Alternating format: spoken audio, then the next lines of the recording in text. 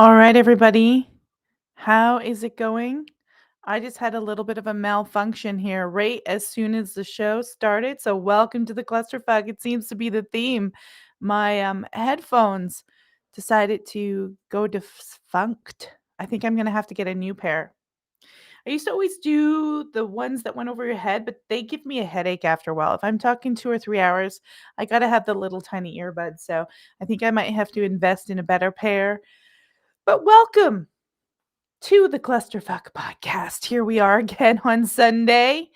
It is a wonderful Sunday out there. It's sunshiny and I've got everything darkened so I can control the lighting on the podcast. But we're gonna have a fun show today, as fun as clustery fucky can get. I should stop swearing for the first 10 minutes.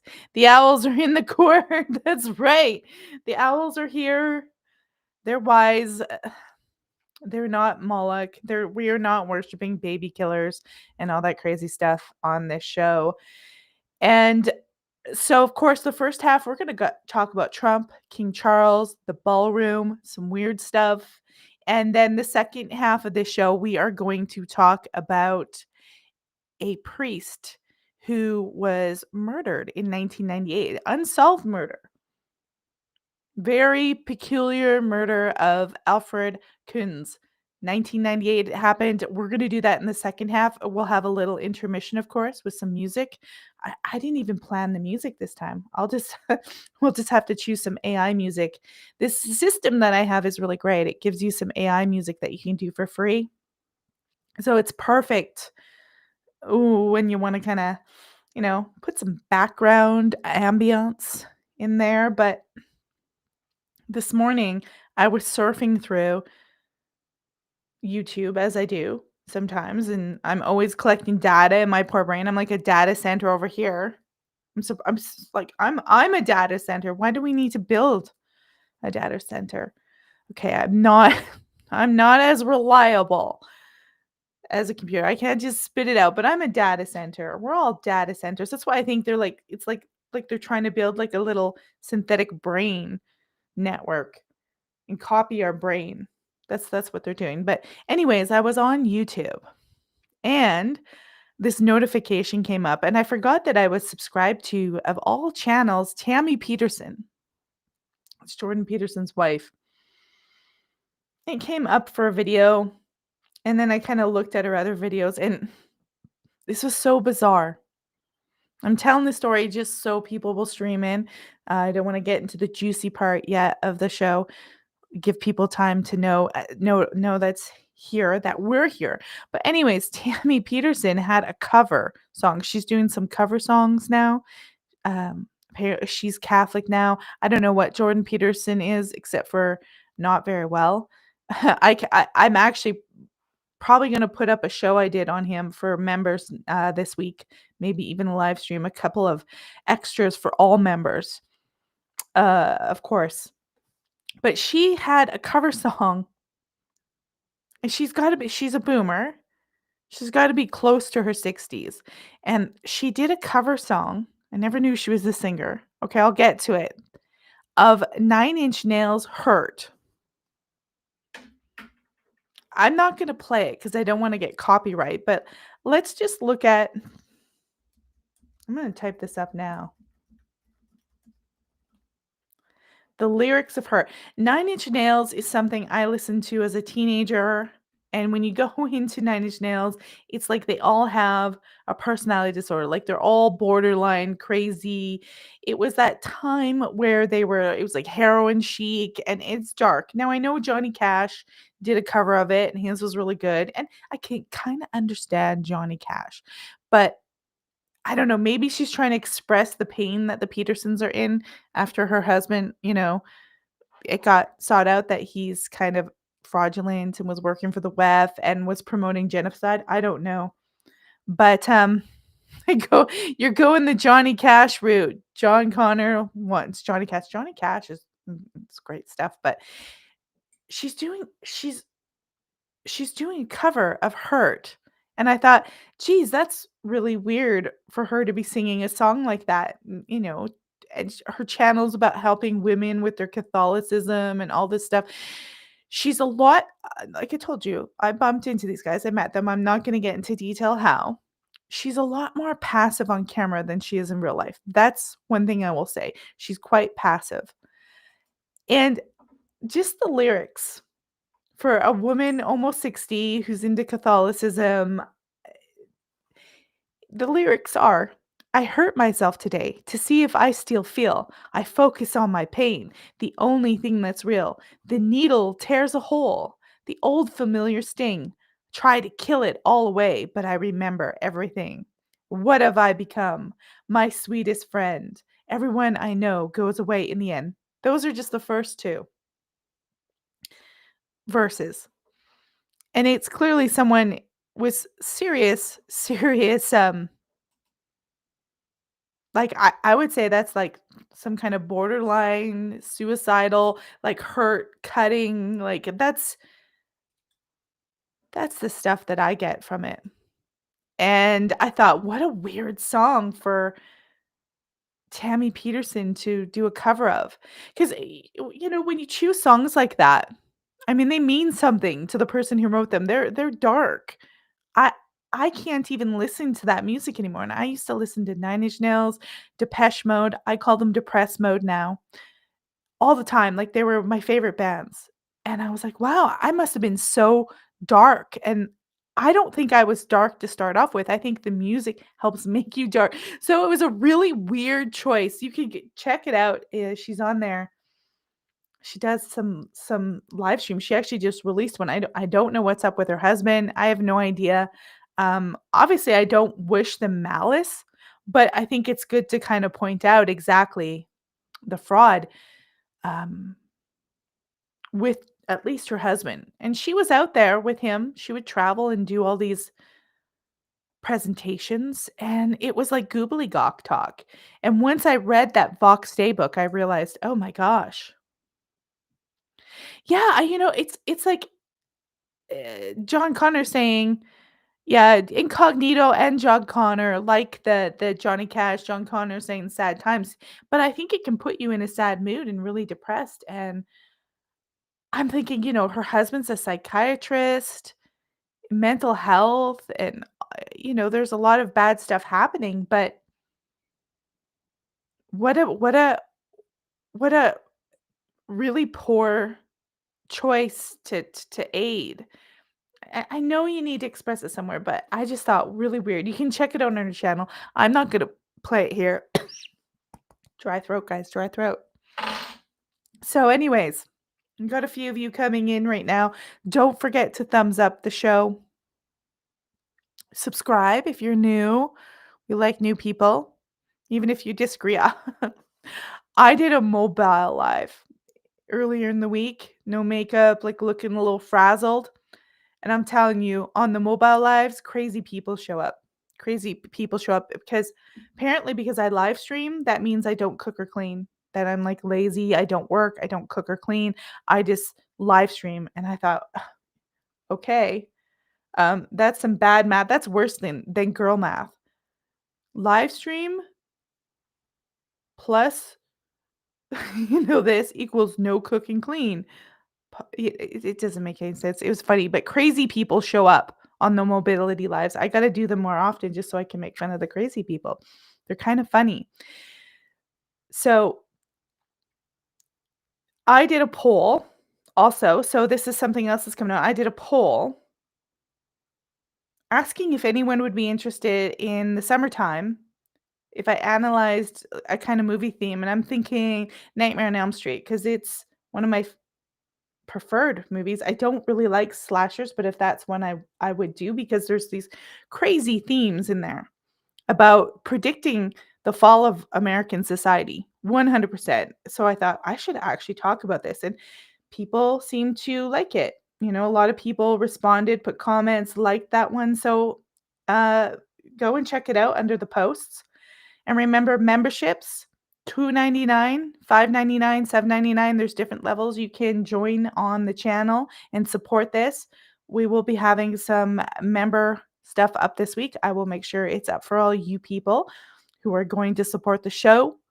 There's also super chats, super stickers, and I know, of course, if you can't do it that way, thumbs up, share the content, and subscribe. I know the finances are crazy, everything's crazy. Um, I can't even get into all the crazy that's out there with the farming and the fertilizer, some of the information that I'm hearing. It's very disturbing. I don't want to be too negative, but I can understand why if you don't have money and you can't support financially, it's okay. I understand. But it takes like a second to click the thumbs up button or share it and leave a comment if we're talking.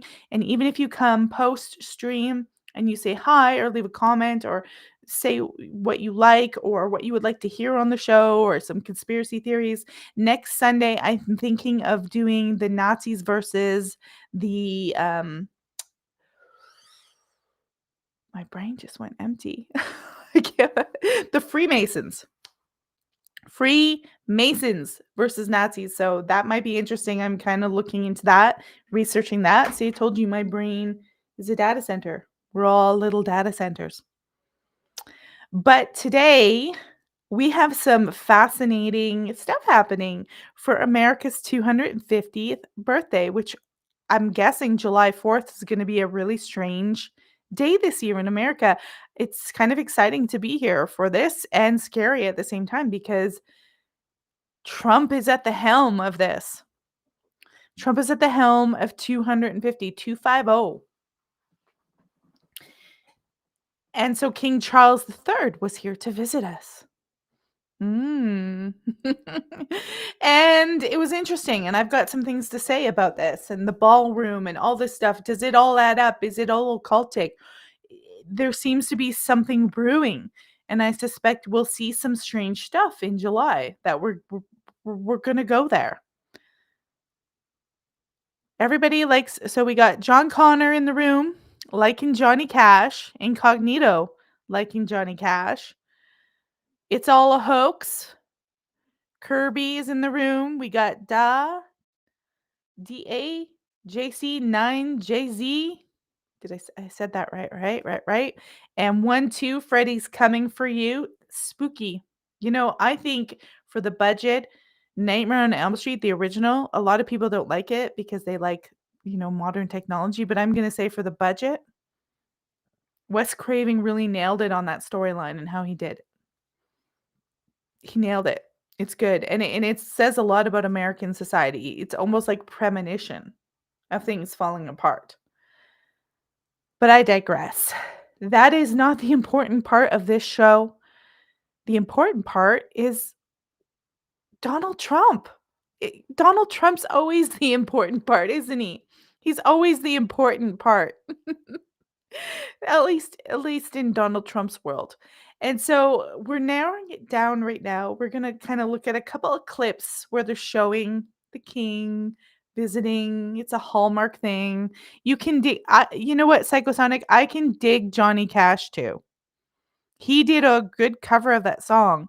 But I'm just as a woman right now, I wouldn't do a cover song of that. And it felt odd. It felt out of place for Tammy Peterson. I don't maybe she secretly likes Nine Inch Nails. I mean, good for her, but it's a very dark song and it's like go look at Trent Reznor when he released the album called A Downward Spiral. It's called literally A Downward Spiral. It's very dark, mental health problems all over it. Go check it out. It's if you didn't hear it in the day and you don't know what it is, it's dark. It is very dark, very modern, very non-Christian, non-Catholic. So I'm surprised to hear her do a cover of it. It's interesting. I'm gonna be kind. This isn't the show where I'm criticizing Tammy Peterson because I think she's a nice lady. Honestly, her husband's kind of crazy. Her daughter, but I think she's a nice lady. Like I said, she's a lot more passive when she's doing her podcast than she is in real life. There seems to be a disconnect. A disconnect. So quick clip here. We're gonna go into my next scene and we're gonna look at a few clips of Donald Trump and the king visiting, and then we're gonna get I made a mistake. By the way, it's Psych-Sonic, not Psych-Sonic. Those are the same. Am I saying something wrong? Psyche Sonic. Oh, it's Psyche Sonic, not Psych Sonic. Is that what you're saying? We got John saying, "At the place I work at, I come across a boiler room, which is right out of Nightmare on Elm Street. Awesome find." John, make sure there's no asbestos in there. That boiler room in Nightmare on Elm Street, I should say this for the show, but they found an abandoned boiler room and it got torn down a year or two later after they did the film, and it was full of asbestos, they said. I used to work in a pulp mill in the summer times, and it was kinda like that boiler room. It was scary. It reminded me of that, and, um, there was lines with signs on it saying asbestos, asbestos, and no, I'm kidding. Okay, so, you're not a psychosonic? Oh, come on. So, psyche sonic. I got you. You're not a psycho. You're psyche. I s I'm sorry. So Canadian of me to apologize, but anyways, so let's go check out Donald Trump. Let's go check out Donald Trump and our vampire king and see what's up because there was a lot of talk from King Charles. He's trying to be funny and well, he's King Charles. What can I say? He's trying to pretend he's pro-Christian, and you couldn't get a less Christian king than King Charles. Anyways, let's go. We'll check out a few clips, and we will have a chat.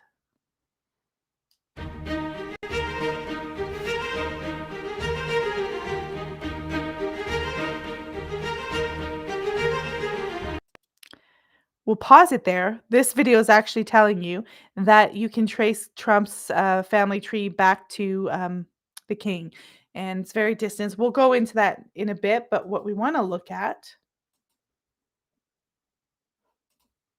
is King Charles himself. We want to look at some of the speeches that King Charles is having. If I may say so, it is a particular pleasure to be back in this wonderful building, the heart of your democracy. On this occasion, I cannot help noticing the readjustments to the East Wing, Mr. President. Following your visit to Windsor Castle.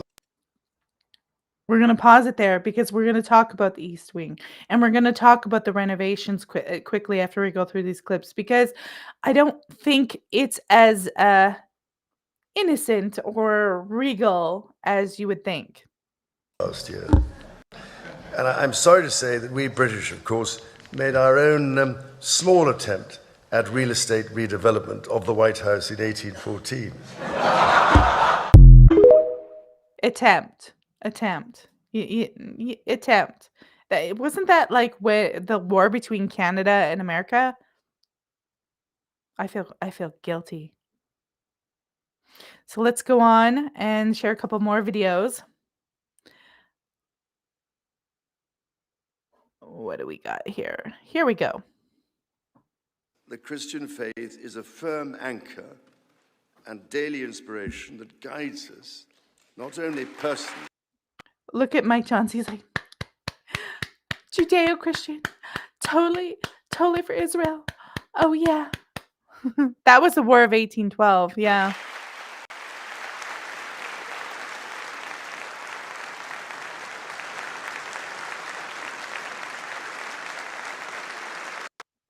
Isn't it weird? Yeah, the Canadians and British set the White House on fire. He's like laughing like, "Haha, we set you on fire." It's just a joke now. I always set people's stuff on fire and then joke about it, 170 some years later. God.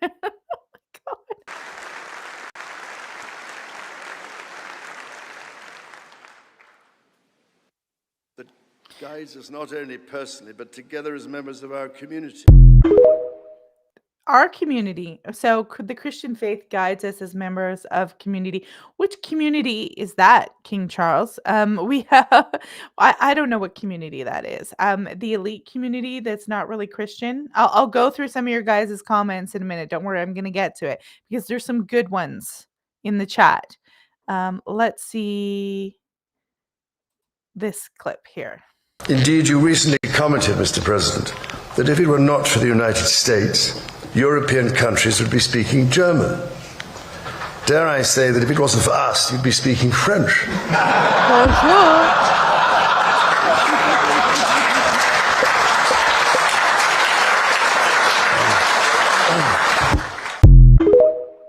All right. If it wasn't for the British, we'd all be speaking French. I don't know. Je m'appelle Melissa. I learned French all throughout school. So we actually, French is the second language in Canada. So I took a lot of French. But as I said, they set the White House on fire, War of 1812, and it's all a hoax. Makes a good comment. He said, I heard Chucky converted to Islam decades ago. Wouldn't surprise me. Wouldn't surprise me. He's the ancestor of Vlad the Impaler who fought for Christianity. And it wouldn't surprise me if he inverted that and said, yeah, that's it. We're done. And that would forbid him for being a king. Yeah, because he's supposed to be the head of the Anglican Church, which is a sad church. And John Connor says, crazy fact or conspiracy theory. I've heard that every president in history is a descendant of one particular king's bloodline. And they go on to say King John. Yeah. So the king that wrote the Magna Carta, that's how Trump goes back, and it's through his mother, and his mother was quite poor. And I think if you look, they're trying to tie this. Trump is a cousin of the king, but there's going to be a lot of people in America, if they were here early or in Europe, that are related to that king. That's just how it goes. You can kind of tie it back to, like, my family goes all the way back to a line of the Plantagenets off from Richard III, not directly to him. You can, kind of go there in a lot of retrospect. So Trump's mother was Scottish, and she was actually poor. I find it ironic that Trump accused Candace of trying to marry rich white men when his mother was poor and married his father, a wealthier white man. It's like total projection. Trump, that's all Trump knows how to do. But there they are having a good, fun time at the White House, celebrating 250 years of America.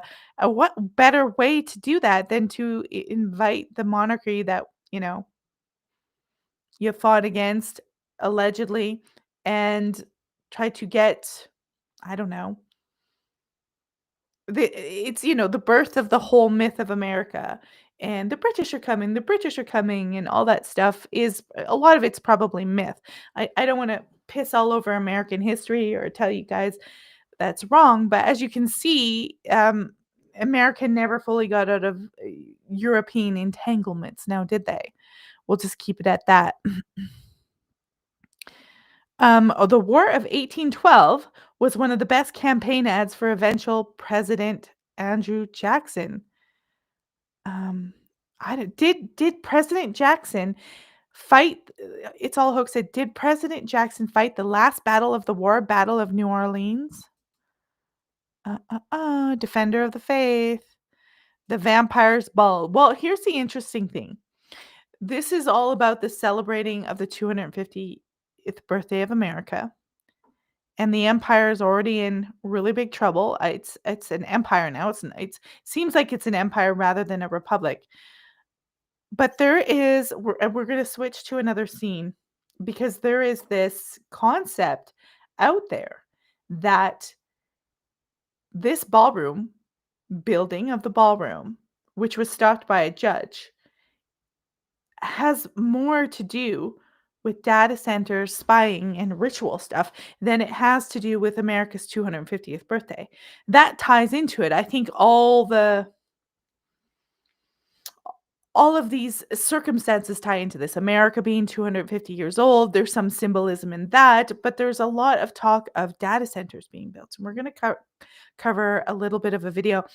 If you want to see a good long stream, Ian Carroll returned after over a month away and did a live stream on the ballroom and what it's about and what's really going on here. We're actually going to, let's see if I can make this a little bit smaller here. I think I might have one more video. Doo, doo, doo. No, I think I have one more, but I think we played all the ones that we need to there. We're gonna go to my next scene, and we're gonna go over to YouTube.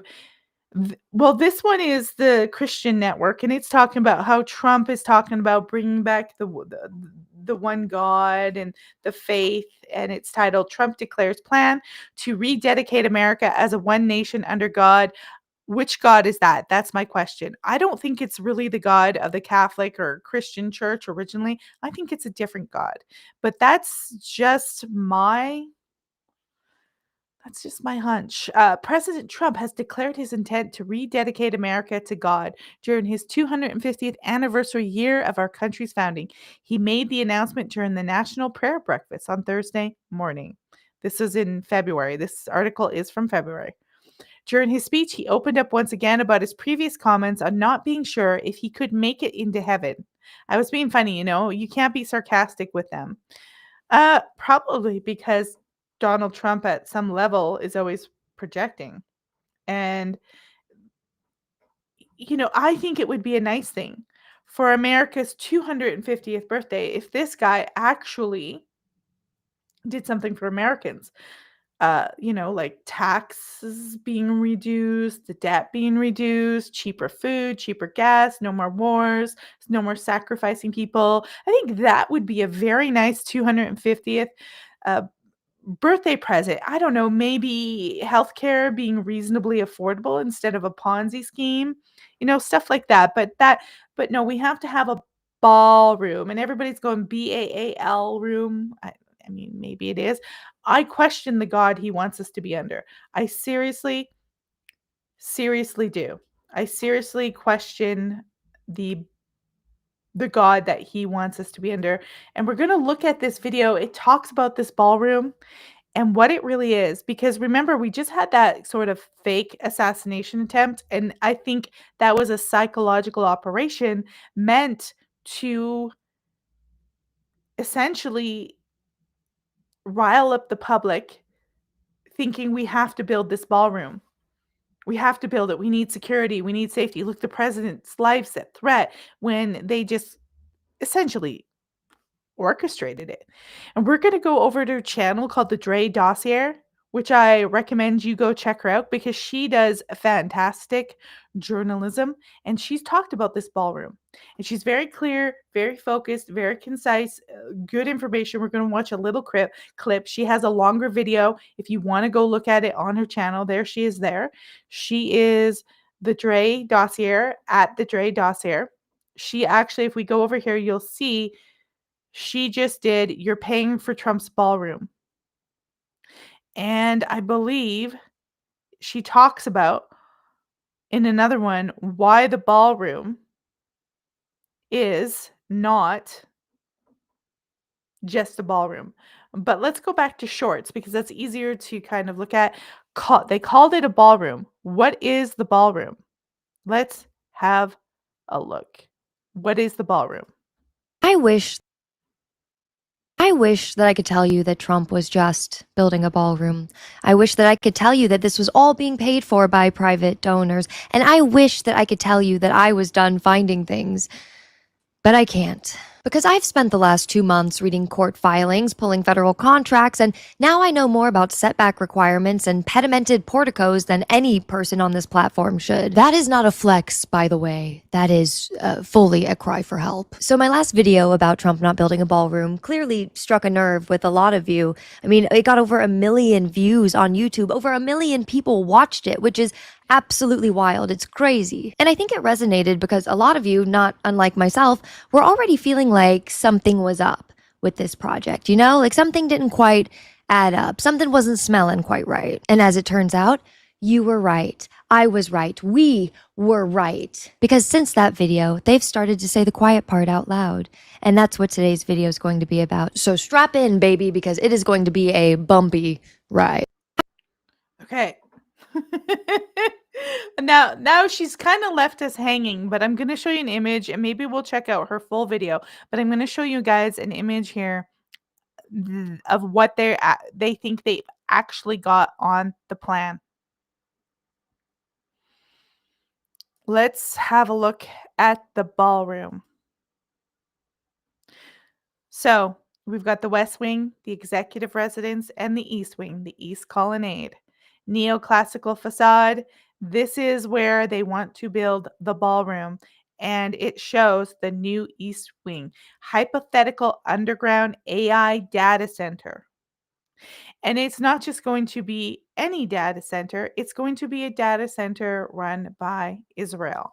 That is the idea. They had a Christian architect in there doing the design originally. Trump fired him and hired an Israeli architect.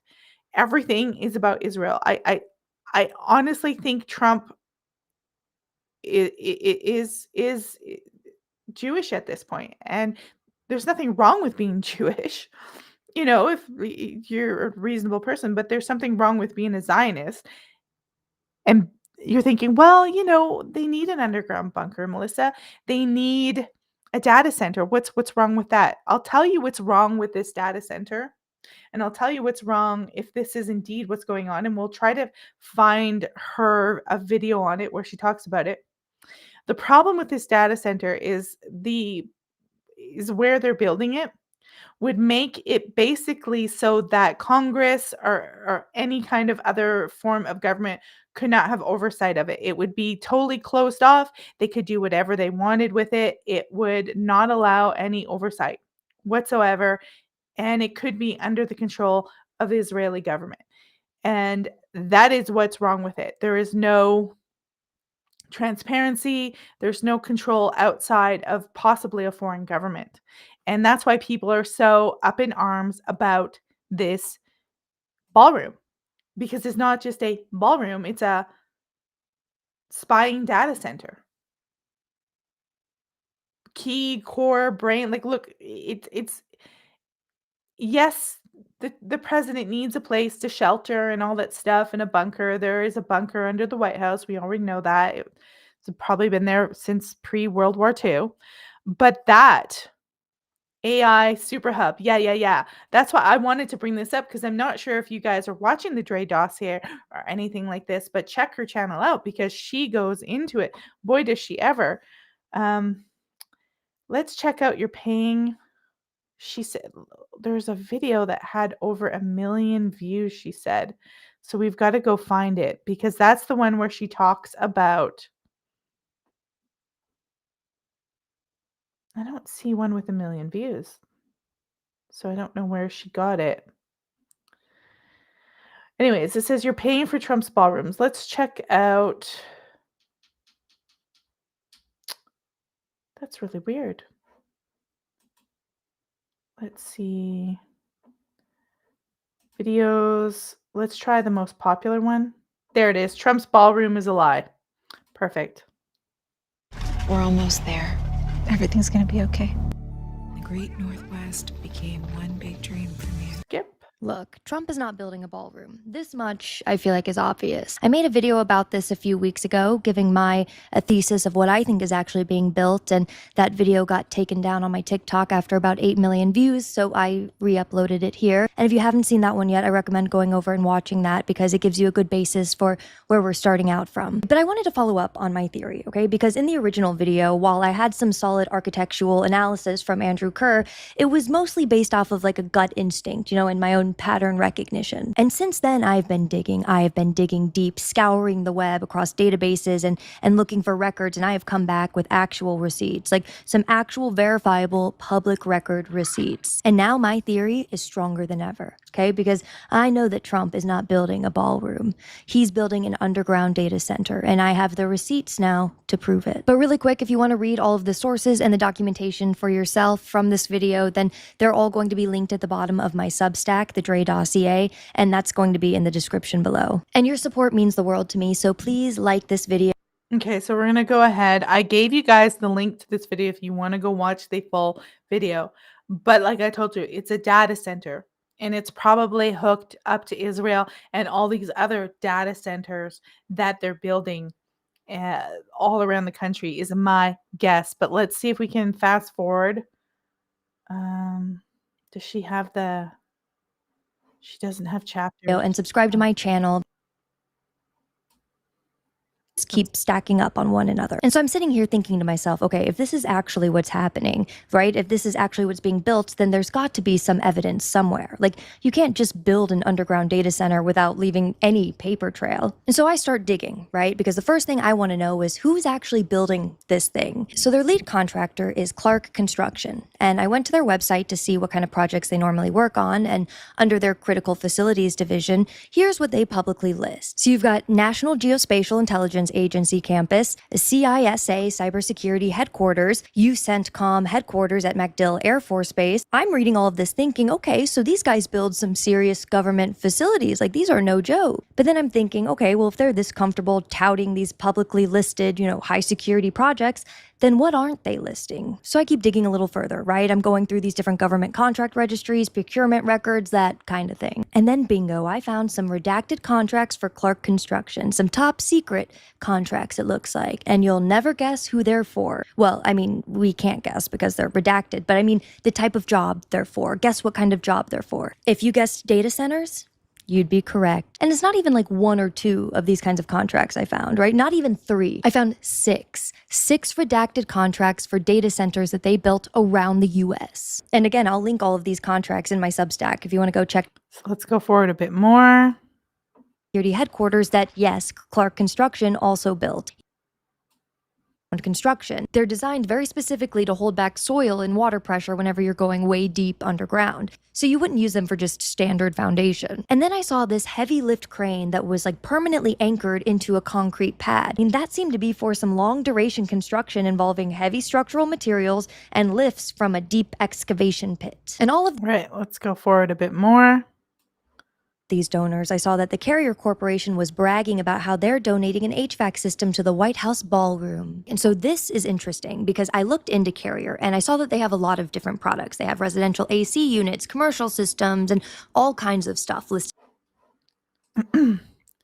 John says she has receipts or receipts they allow her to have. She has receipts that are accessible. There's probably going to be even more twisted stuff underneath that. It's probably going to get worse than what they allow you to have on their website. But they also have something called Carrier Quantum Leap, which is specifically their data center solutions. Comprehensive energy efficient solutions for data center thermal management is what their website says. Now, if Carrier is donating an HVAC system and they're on a list with Microsoft, Amazon, Palantir, and all of these heavy hitters, then are they really donating a less than $100,000 ballroom AC system? Or are they perhaps donating the more expensive thing from their new line of solutions, the data center thermal management system? Because wouldn't that be a brag to say it's our thermal management systems that are cooling the White House data center? But that did get me thinking, like, if at least one company is donating a product on top of money, then I'm sure that there are others, right? I mean, who knows how many? So I decided to go through the donor list again, and this time with a different mindset, not looking for dollar amounts, but looking at what each of these companies do. And that's when I see one name jump out to me on this ballroom donors list, and that's Paolo Tiramani. And many of you may not be familiar with his name, but I'm sure you know his company, Boxable. Boxable is a Las Vegas company that makes these foldable prefab buildings, and they're about 375 square feet, and they come with electrical and plumbing. Okay, so I'm not going to keep playing that video. You kind of get the gist of it, that there is probably something a lot more going on than just a ballroom, a golden ballroom with the statue of Trump or whatever is going on. Some people think they're even doing some kind of ritualistic temple thing. Like, it's going to be data center, bunker, temples, crazy stuff like that. I don't have any evidence that that's the case. I don't think we would ever have any evidence, but we're going to go check out an article that talks about kind of occultism in DC, even with Trump. I know Trump kind of does this sort of new think. If you've ever looked at New Think, you can see it. Trump's relationship with occult layout. This is what this article is called, and I've scrolled it down a little bit. It's they're kind of going into all this stuff, but they're showing a lot of all the symbolisms uh, and the layouts. I'll put this, guys, this is the benefit of coming live is I give you guys all these links. I'll put this in the live as well. You can check it out. But it goes through a lot of the symbolism, the Freemasonry symbolism, and the sort of Kabbalah and all that kind of strange symbolism going through. But this article, I can't read the whole thing. It's massive, but we can go down to the part where it talks about Donald Trump and his ties to any kind of occultism. Now, yes, you could say this is pareidolia, that we see whatever shapes we want in this, but look, we're going to go over Freemasonry versus the Nazis next Sunday, and you'll see they put symbolisms everywhere. It's just how they are. It's just what they kind of like to do. So we get into Trump. I don't really want to focus on Trump and his daughter. There is something weird, but they go Trump, Donald Trump, 666 Fifth Avenue, mark of the beast, born on the blood moon. Is Donald Trump the Antichrist? What do prophets and Bible code say? Trump, Hitler, Mussolini, Stalin, Chairman Mao, Berlusconi, and other fascists. And the article goes on to say, there's the building with the 666 on it. So amazing. Is Donald Trump the beast of Revelation? Why does the number 666 keep turning up over and over again? Where Trump and his family are concerned, as documented, including his son in law, by the way, extensively on this page. When the Hebrew prophets spoke of a little horn and the trump of doom, were they speaking literally? A trump is a little horn in the first book of the Bible. Now, this guy might be taking some liberties here, so it's all his interpretation. But let's see what he says. In the first book of the Bible that describes the Antichrist, Daniel 7:8 warns us about the little horn that speaks boastfully of great things. Trump speaks boastfully of making America great again, while presenting a completely negative reversed image of Christ. Has Trump deceived the very elect, just as the ancient prophets warned us the Antichrist would? The founder of the Trump family business died on 666. Her name, Elizabeth Christ Trump, literally means vow for Christ to be trumped. Yeah, that could be stretching it a little bit. I could see that. The Trumps purchased the most expensive American building, the skyscraper at 666 Fifth Avenue, a street symbolic of money, mammon, for $1.8 billion. There's three more sixes. The famous Trump Tower is 203 meters tall, and that equals 666 feet. The Trump penthouse is on the 66th floor. Trump's first fiscal budget deficit was $666 billion, as reported by Fox and other conservative sources. On the Ides of March, the day Rome went from a republic to a dictatorship, Trump had 666 delegates. Trump was born on the blood moon in 1946. Such things are explained in detail on this page. What does God Almighty think of Trump? The coronavirus seems like a major clue. And in the picture above, the last three words spell out welcome ever end. What does the Bible say will be the forever end of Antichrist like Trump and their followers? Where will they be welcomed at the end of time? Not at the pearly gates, because heaven will be barred to those who follow and support the Antichrist. The picture is 666 Fifth Avenue, a street symbolic of money. Yeah, we know that. Okay. Another Trump Fifth Avenue property is the Babylonian Trump Tower. See these names? And remember, Trump had a replica of the Ark of the Covenant in Mar-a-Lago for the longest time. Yeah. So, Tower of Babylon, pagan ziggurat, complete with hanging gardens like those of Babylon. Oh, look at this in his first oh wow, GOP primary delegates. Trump had 666 delegates at one point, but you need 1237. So that's a reach, in my opinion. That's a big reach for him to present that, because eventually he would have had to.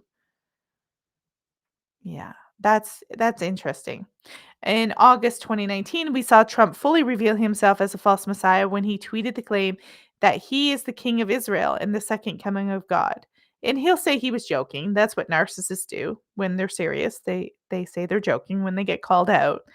Jesus was called the King of Israel as he was tormented and crucified. Israel has never had a king since. Later the same day, Trump announced, "I am the chosen one," and he looked mockingly up to the heavens. He did that during the assassination attempt. He didn't say it. He implied that he was special and chosen, and it was a fake orchestrated assassination attempt. In a town hall meeting with Sean Hannity in June 25th, 2020, Trump called himself a perfect person. Oh my good Lord. And it goes on and on. And then it talks about the Trump coat of arms. Contains 3 snake-like numbers, 6 symbols in the mirror images on the left and right. The tail of 3 lions in the center shield form a third snake-like 666. There are more snake-like sixes. Remember when he read the snake poem? He was talking about himself. He was definitely talking about himself. He was the snake, and they're pointing out this sort of 666 snaky thing in the Trump family emblem. The words integrity was replaced by Trump, integritas, uh, deceit. I guess he replaced the integrity word, and the gaudy golden sixes were added.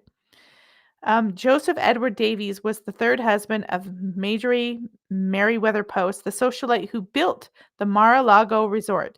The Davies family has considered suing Trump over the stolen coat of arms, according to BBC. So Trump stole their arms. So here's the original coat of arms, and then Trump took it and made it his own on Mar-a-Lago and replaced integritas with the word Trump. And he thinks that means deceit.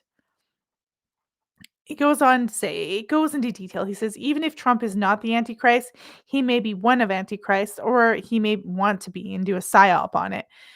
Children, it is the last hour, and as you have heard, the Antichrist is coming. So how many Antichrists have come?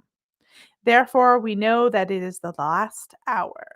The Bible clearly warns us that we will know when we are in the last day by the appearance of many antichrists. We've had a few of them lately. And who has ever been less Jesus Christ-like than Donald Trump? Okay, so that is that interpretation. That is that interpretation right there. That Trump is a deceitful person. He's a snake. He's presenting one personality, and then he reveals an inner personality or an inner guidance. But my question is, Trump can't do this on his own. Obviously, he's linked to a lot of places, a lot of people. He's linked to, gangsters in Nevada, in Las Vegas. The Adelsons funded him. There's a lot of people that are in on this. Palantir, JD Vance. There's a lot of players. And I think it's worth noting that Trump has a lot of these hallmark figures of this. And so would you be surprised if he's trying to present this grand celebration on America's 250th birthday, celebrating it with the King of England, who, ironically is pushing Christianity, and that we're the representations of it, but in his own homeland he celebrates Islam more than Christians, and he's persecuting Christians left, right, and center. The government there is just so anti-Christian. It's crazy.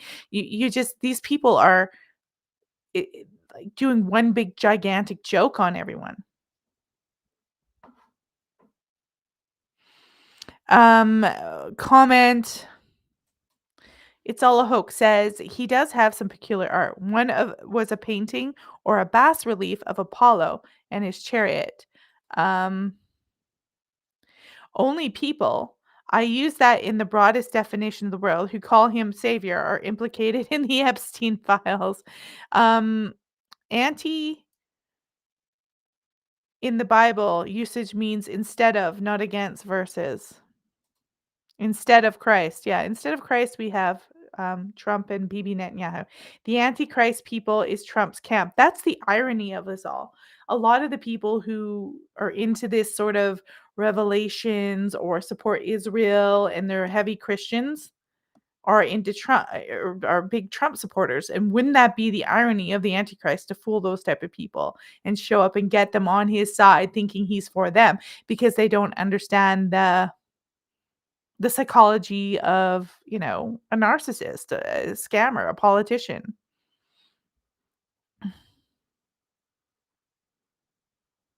John Connor puts out basically a politician. As far as Trump and the mob, it was normal business in NYC. If you wanted to build anything, have to contribute to unions, which the mob ran. Yeah. Well, I think Trump's gone above and beyond the mob stuff, and there's something. He certainly is presenting himself Christ-like, especially after this sort of fake assassination attempt. And I guess they thought they tried it again, and they really want this ballroom in there. They It's beyond just renovations and wanting a nice room. I mean, it is clearly important as part of the strategy to get this done. And it would make sense with all her information. You have to go watch her full video and watch Ian Karen as well. It really does make sense when you look at it that there's going to be some type of data center, something far beyond a ballroom, and maybe even worshiping something a lot more sinister and collecting data on us. Now, of course, you would have look at this. There's going to be heavy security there. I doubt anyone's going to be able to look at the structure and how they're building it because it's going to be top security. But you only have to dig so deep for a ballroom. So if anyone releases stuff and you show like this massive, construction, if they're able to, we'll know for sure it's 100% true. Trump always seemed, from the distant perspective of Australia, Trump always seemed like a used car salesman. Yeah, I think he's a little bit beyond that now. I think he's a little bit beyond that. Yeah, DAJC says that's what happens, the deception. Jesus said, "Be not deceived." They are deceived by Trump. A lot of people are. A lot of people are, but a lot of people voted for Trump because he's saying things like, "Hey, we want border security. We want lower taxes. We want to be pro America. We want to make the infrastructure of the country great." He's saying things that most Americans want. But of course, like any politician, he's not going to deliver it. But he's going above and beyond. He's anti-war. Now we've got wars. He hasn't stopped any of the wars he says he's going to stop because he can't stop them because he's just, he's not that good. And of course, all these wars are linked. But there is something bizarre that eh, it isn't just Trump, though. It's a network of people. It's the King of England. It's Netanyahu. It's all the West. And this is not the Christian landscape anymore. This is modernism. This is Noahide laws. This is something totally different than a Christ-centric society. That's totally crumbling. Trump saying we're going to be all under God. We're putting God back into it. That is why I question on the show, what God? What God? Because when he says Jesus, he tries to reference himself like to be Jesus. So what God are we talking about here? Because I don't think we're talking about Christianity anymore. I think we're talking about some kind of messiah for Israel, some kind of strange AI god. What if he's putting us all under AI god, and this a sort of data center would make sense? What if that's the goal? We don't know. It's all a hoax. I never expected a New York billionaire to represent my interests, but I did vote for him. For that, I apologize to the American people. Look, a lot of people voted for him because they were expecting no nonsense. He'd do the business thing. He would get things done for the American people. And I think that's why they used him. But we have to remember the guy is an actor, full and foremost. A lot of these people are actors.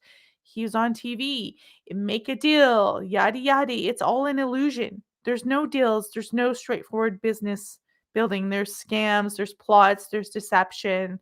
And he banked on the pain of American people, the trials and tribulations that American people are going on financially, emotionally, watching their country turn into something they don't recognize. And like any narcissist, he preyed on that. And of course, he's not delivering. And he's saying things like, Epstein who? Epstein who? What's Epstein? Da says that would be the image of the beast. Trump in love with making images of himself. That is indeed. Never trust a used car salesman. No, no. I mean, how many products have Trump had? And just to point out to you guys that Trump has tripled his value. He's worth over $6-7 billion now since he started this presidency. So he's he's wheeling, he's dealing. And Incognito says, you've got to ask why the huge push for data centers right now? Because 2030 is coming up and they have an agenda. They have this is the AI antichrist, weird, strange data. Peter Thiel is pushing it. The AI is going to control everything. The AI is going to control the military. The AI is going to control. It's going to watch you in your car. It's the all-seeing Palantir eye. That is the new God. This is the God that Trump is ushering in. He's not bringing back Christianity. He's pushing us into some new aeon of Aleister Crowley, this god of the modernists. The Catholic Church was long infiltrated by modernists starting in the early 20th century.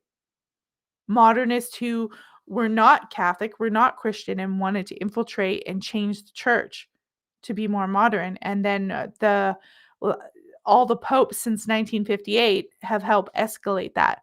It started long before Vatican II, and Trump is not ushering in. Yeah, we're going to have another election where the choices are not the best, if we even have an election at all. What if, we turn into an empire and not a republic, where we have kings and emperors. Kings and emperors. That's my biggest concern. And these data centers are really almost like portals, right? Like they're little brain data centers. They're mimicking our brain. But it's like also Trump is big into that sort of what's it called? Is it star? The Stargate? I'm going to type that up because I think we need to actually understand that.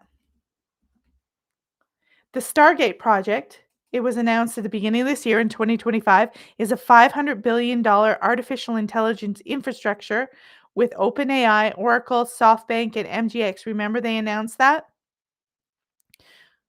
With the Oracle guy? It aims to build massive data centers, starting in Texas, to accelerate U.S. AI capabilities, potentially utilizing emergency declarations to speed up energy infrastructure development.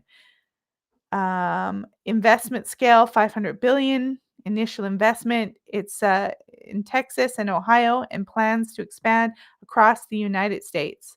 The project follows Trump's rollback of prior Biden-era AI safety executive orders. So he's rolling back stuff that the Biden era tried to install, making AI safe. He's deregulating it, and he's calling it Project Stargate. Okay, that's disturbing, just the name Stargate. So this is where we are.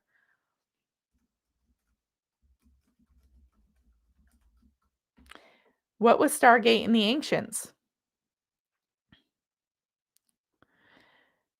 A highly advanced human civilization, the first to evolve in the universe, and the creators of the Stargate network millions of years ago.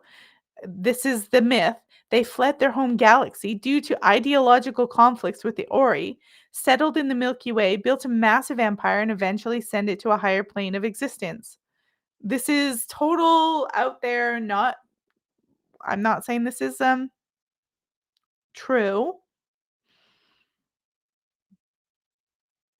but it's I mean, it's kind of crazy.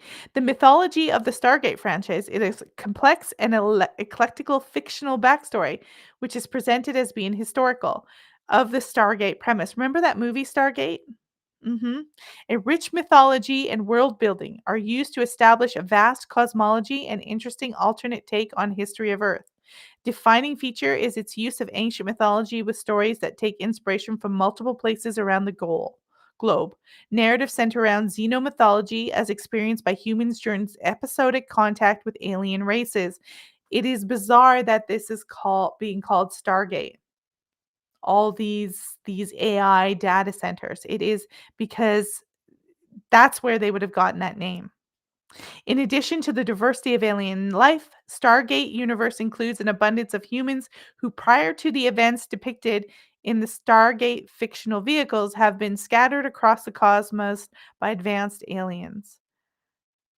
Ah, it gets a little bizarre. Let me see. Stargate says portal.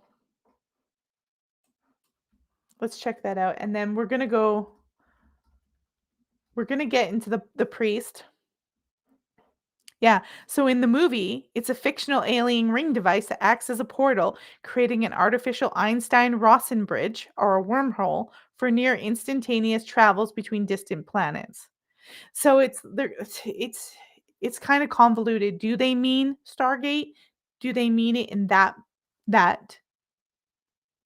vein? Do they mean it as portals? Or do they mean it in this sort of fantasy fiction, ancient, just really bizarre stuff? Hey, Todd, we're in the room. Are we talking about Raw Stargate like in the movie? Maybe, because there's two definitions. I just read you two definitions. There's that Stargate portal. I'm thinking it's more like the portal. And Incognito says he's deregulating it and writing executive orders and trying to pass laws through the big, beautiful bill to strip states of their rights to stop AI data centers. That is not a republic, guys. This is an emperor. This is an empire. Todd is in the room. We are going to be going on a break in a few minutes. And Todd, in the second half, I'm just doing a few minute break. I have to load some videos in the second half. We are going to be talking about the satanic murder of priest Alfred Kunz. But we're talking about these creepy data centers. And it's like this is the God he's ringing in. I just get this feeling that this is the God that Trump is ringing in. It's not the God that we think by any by by any means at all. We are not getting Christianity back. We are getting an authoritarian empire full of these creepy database centers, Palantir, satanic monitoring. CERN is a portal also. Like we're getting this all over the place.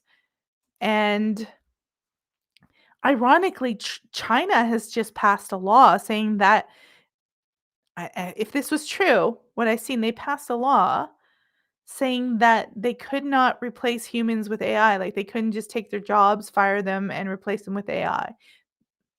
Which I don't know how true that is. I read it. I seen it as a news update on TikTok, but people can be full of shit that way. So the fact that he's pushing for this ballroom and people are researching all the builders and connecting it to a data center. We've got the Stargate project, this Palantir stuff, mass analyzing. He's talking about God, and Trump is no Christian. This all comes together, and I can see why people are going, that guy is the Antichrist. This is crazy. And it also doesn't just tie it to him, it ties it to Israel. That a lot of this stuff is going to be controlled by them and Palantir and people who are Zionists. We know the founder of Oracle is a Zionist, 100%. Very crazy.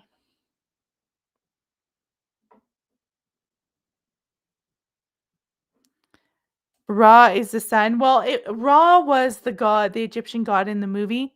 I don't know if that means anything to this. I do know that Bill Gates is trying to make a kind of nuclear fake sun, that they want to blot out the sun. It's like they want ultimate control of everything, which is kind of delusional when you're in this universe where you don't get to control everything. It's kind of delusional. Anyways, guys, the ballroom is not just a ballroom. I'll remind you of that. We're going to do a little bit of break. I'm just going to post this up. The ballroom is not a ballroom. This is the hypothetical AI center people think they want to build. And it is linked to all this Project Stargate stuff where they are building data centers en masse rapidly. I think when Trump said we're bringing, building of structures back to America, I think he was talking about data centers and he just fooled everybody. We're going to get you lots of jobs. We're going to get lots of jobs. I mean, the consequences of this are going to be insane. It is going to be insane. It is, yeah. Larry Ellison is the guy who announced this, that they're going to be watching us and we better be good. Who's watching you, Larry? Who is watching you? So, yeah. 250th birthday, we get Project Stargate, King Charles III, bunkers under the White House with AI data centers, possibly controlled by Israel, and it just keeps getting worse and worse and worse with this guy. So I'm going to take a break. I'm going to load up the new footage. We are going to get into talking about the 1998 crime case that has been unsolved about Father Alfred Kunz. Mark of the Beast. Yeah, they want us to be in a fully artificial habitat instead of a natural one. You can't get more antichrist than that. There you guys go. Okay, so you will see me disappear. I'm going to put some music on. Let's see. Let's choose some ambient music. We're going to go ambient today. Give you guys some 6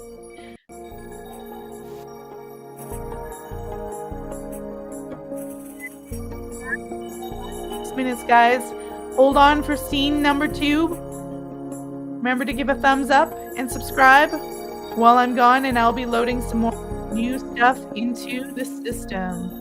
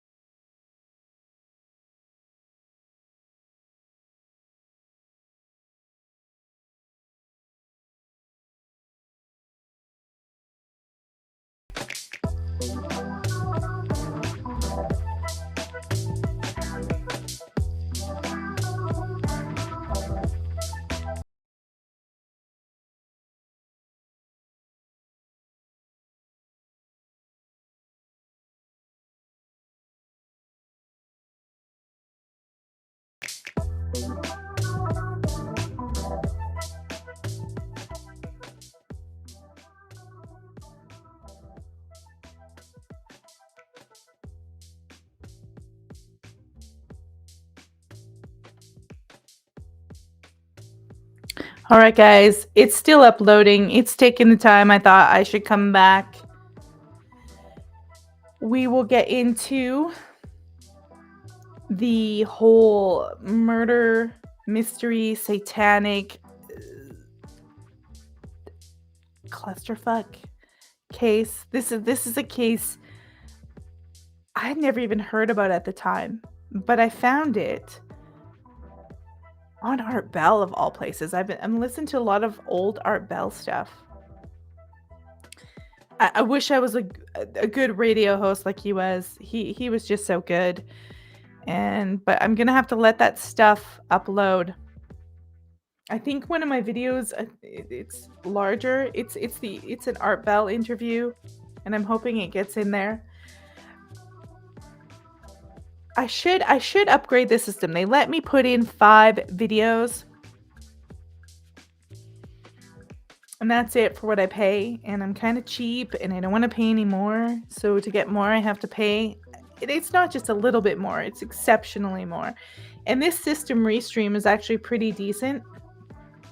Pricing wise, it's a lot more affordable than StreamYard. StreamYard has become super expensive. I know they've developed the platforms, and this platform keeps developing all the time, extra features and all that stuff, but it would be nice to be able to add a little more video footage, because usually I have lots of clips and I like to put them in the system. I don't always like to do the whole show you the screen, but this is a peculiar case. But I wanted to ask you guys a question, because while we were on the break, I was thinking they're going to hook our brains into this Neuralink. There are all these data centers, and everyone's going on about how are we powering this? It'll be by water, it'll be by fusion. And how many of you think that it might be that it hooks up to us and we power it? Like, it wouldn't surprise me if the trick is it's like a pimp or a coke dealer. Like, they lure you in, like, this is so great and you'll be all one, and next thing you know, we're trapped because they need us, because we're like the AI god data center battery. Like, they're like sucking us dry like hamsters on a wheel, except for it's tapped into our brain. Look it up. We produce a lot of energy, actually. It looks like not a lot, but if it's tapped into us repeatedly, what if we're the battery? Oh, it's loading. I don't want to be a battery. I mean, we just think about the egregore stuff. Just think about how our mind creates things and manifests, and how they're always trying to keep our minds engaged and stuff for the energy that we actually, when we give our energy to someone like Trump or Obama or the King or the Pope, we're fueling them. Like, Trump is like, that's why they're parasites. This whole system is like, it was said here that it's a artificial system. Yeah. Was it Illyria? Yeah. Fully artificial. Illyria said they want us to be fully artificial habitat instead of the natural one. And they can't escape the natural world, though. I mean, they can't escape the natural world. They use sources of the natural world to fuel the artificial one. So what if it's us too? I mean, that's a possibility. Oh, incognito. We're synced. It's my husband. He says, I actually thought of that. Thought did cross my mind yesterday. It's crossed my mind a few times. So I'm glad we're in the same vibe, and we're vibing. Okay, so it's processing. God, it's so slow right now. The world is against them these days. They still have enough stupid people. Do you know how many people I see defending the databases they're trying to build in Utah? Here in Utah, Kevin O'Leary's trying to get databases built, and people are like, I don't care, whatever. What's the big problem? It's not going to do this. And I'm like, I don't think you realize For all the Mormons and all the religious people here, I think most of them don't really believe what their Bible tells them, because if they did, they'd be like, hey, this kind of looks like a trap. This looks suspicious. What's going on? What's going on, right? I mean, I would be. Uploading, processing. And so we get into this idea. I've talked about the age of Aquarius and the new world merging and how these tech bros are trying to take it over. And original Christianity or Catholicism or Orthodox it's kind of like the buffer that says, no, this stuff's wrong. Killing babies is wrong. War is supposed to be wrong. I'm not saying it doesn't have its issues, but it's kind of the buffer. And a lot of negative things got infiltrated into Catholicism, including taking away the belief of like good and evil, demons, that kind of thing. And there are a lot of priests who are against that. There's a lot of people speaking out against that because there are a lot of priests who believe that we are possessed. This isn't, I got to turn this music off. It's kind of boink-a-boink. It's not really fitting the Exorcist vibe. So we'll just merge that out there. But there's a lot of priests who are like, no, that stuff's real. Malachi Martin was one of them. That's like, no, this stuff's real. And the priest we're going to talk about today, he, to my knowledge, performed exorcisms and believed in the supernatural element of Catholicism, which is revelations, demons, good and bad, angels, archangels, stuff like that. We're almost done. So when the fun part, the fun part of today is when this is done, I'm going to have to pop into a new screen to reload it. So when this is done, I will just, let's see, I'm scared to touch it. I'm scared it'll go bloop. And the last one's processing. Because I think I had a very large file, so it might have been my fault.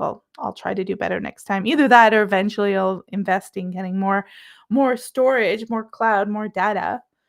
But yeah, there is this idea that this new world we're in that's Noahides coded right into everything had to infiltrate the old world, the Christian world, and get rid of it to usher this in. And that's what we're seeing with Freemasons, with Kabbalah, and there's different types of Kabbalah, okay? It's not all the same.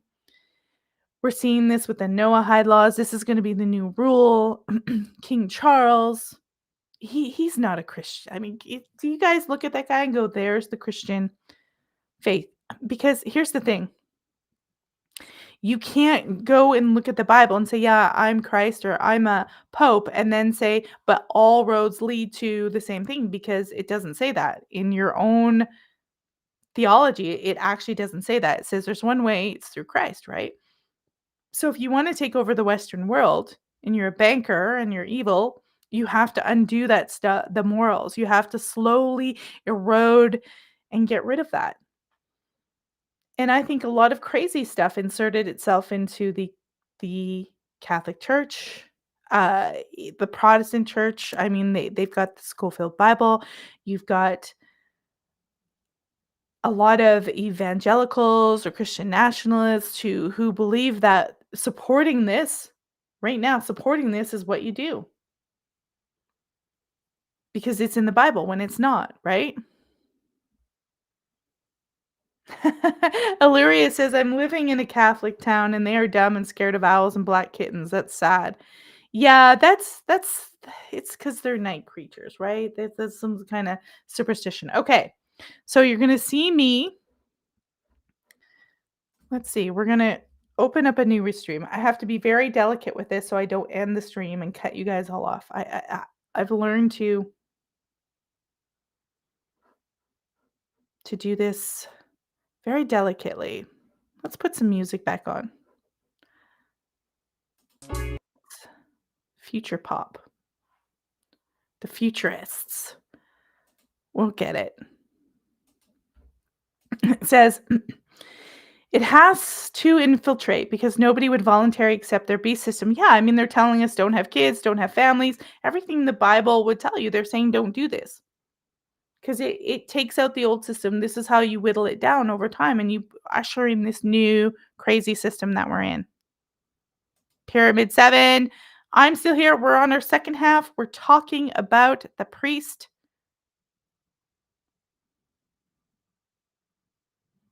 Yeah, replaced by maturing our own moral compasses and rules for dummies. The thing is there's a lot of knowledge and wisdom within the Bible.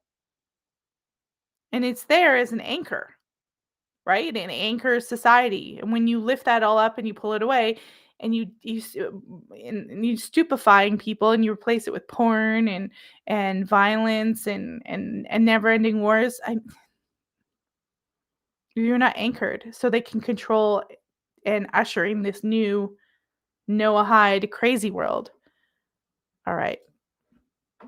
You're going to see me disappear a little bit. I'm trying to put some music on for you guys. Not hip hop. Not hip hop. What does love sound like? This is all AI music, by the way. All right. What's their version of classical? All right. I'm going to disappear, but I will be right back. Don't go anywhere. Thumbs up.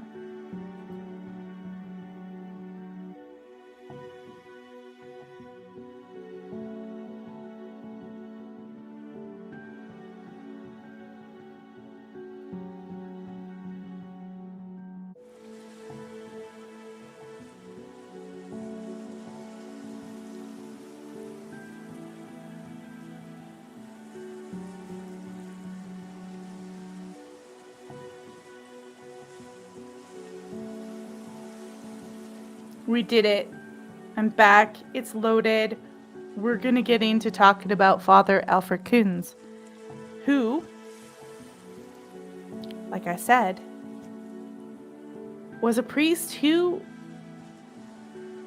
from what I can tell, was against the corruption in the church, who wanted to expose it. From what I can tell. And we're going to get into this case and take a look at this murder, which has never been solved, by the way. It's very suspicious. And there's some logics of this. So we're going to go over the logics, the officials, and the official narrative of what happened to Alfred Kunz and what the police are saying. And then we're going to get into this sort of alternative, the spooky. This is 1998. This is way beyond Satanic Panic. And you guys know, I always believe that Satanic Panic, the way they put it out in the media, was a distraction. You know, it's making it look silly and crazy and look, there was a lot of horror films and crazy stuff in the 80s after The Exorcist. You know, horror movies got really graphic. They changed. And we're in this landscape where we're bringing in dark stuff thinking, oh, it's just a tale. But in my thinking of things, it's possibly not just a tale. It possibly actually ushers this kind of satanic panic in. I've got a bunch of articles and documentaries we're going to go over, but let's look at some footage that actually covered this right at the time, the news footage that actually covered this at the time. It was quite a graphic death. Yeah. He says Father Kunz was old school. He still gave the Latin mass. This is why everyone's like, oh, it's crazy. It's just a murder. This is more prolific with what we're talking about, with ushering in this new world. And this happened 28 years ago and it's never been solved. He was old school. This is kind of like this, oh, let's sacrifice the old. Let's get rid of it. I have no proof of who this is, but it's suspicious. And other priests were saying it's suspicious at the time. But the police, of course, give an official version of a homicide. And we are going to take a look at that story.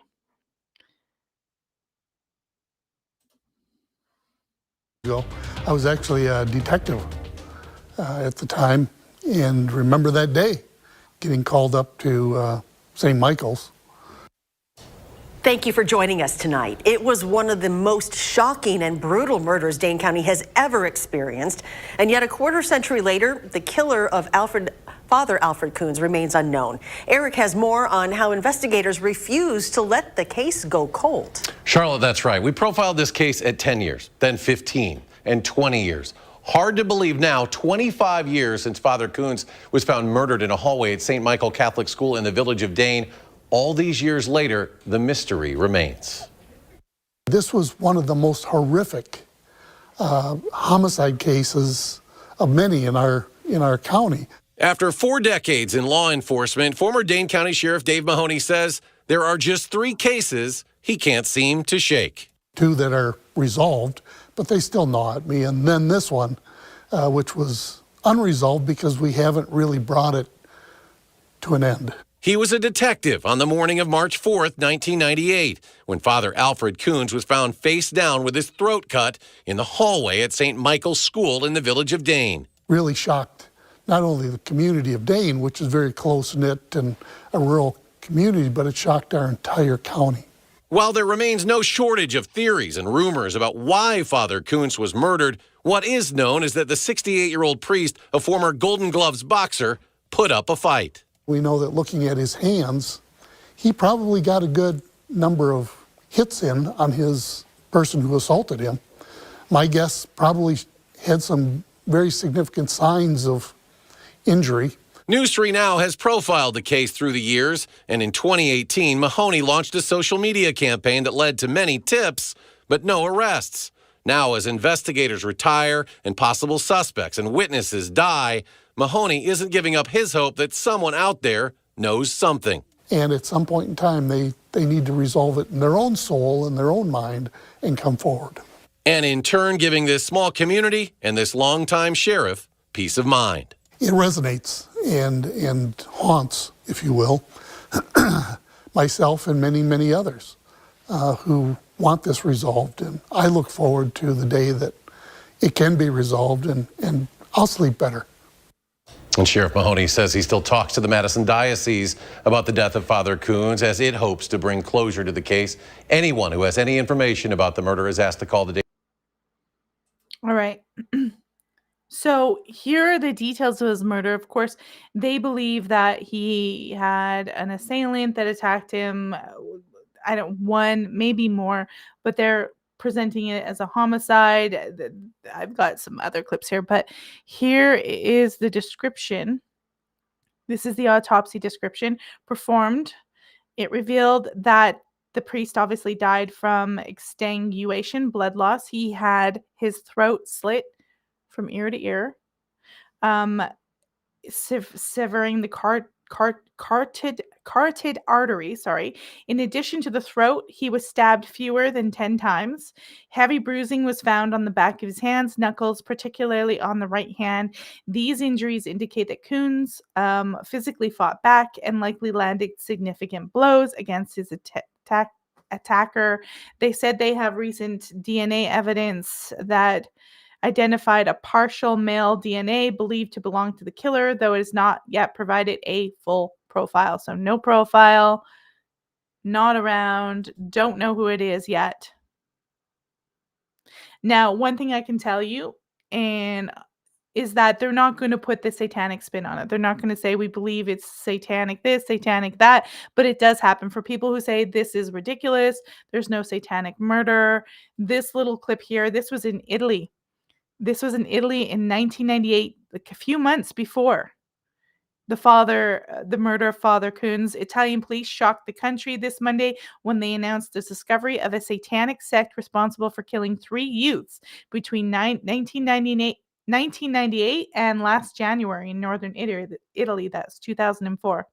According to official sources, the sect known as Beasts of Satan was composed of 10 youths from Milan and Soma Lombardo who were into satanic rituals, heavy metal music, and the use of cocaine. During one of these rituals on January 17th, 1998, Fabio Tolis and Chia Moreno were sacrificed and bludgeoned to death. Their remains were found buried in a forest last week. The two were dating each other and had disappeared without a trace 7 years ago, but the boy's father suspected the sect his son was involved in was responsible for and he continued to investigate. So you think, well, just crazy teens. I think a lot of this satanic panic was psychological operations as well. Just like you see these mass shooters today, I think there's a lot of these youths going out, the vampire stuff. I think it's an MK Ultra because remember the CIA were investigating and experimenting with all sorts of stuff, psychics, Satanists, they had all of them in there. And I think at some point you can just put this out there in the music, play it backwards. I don't know. But I think for some people, it actually does have that effect.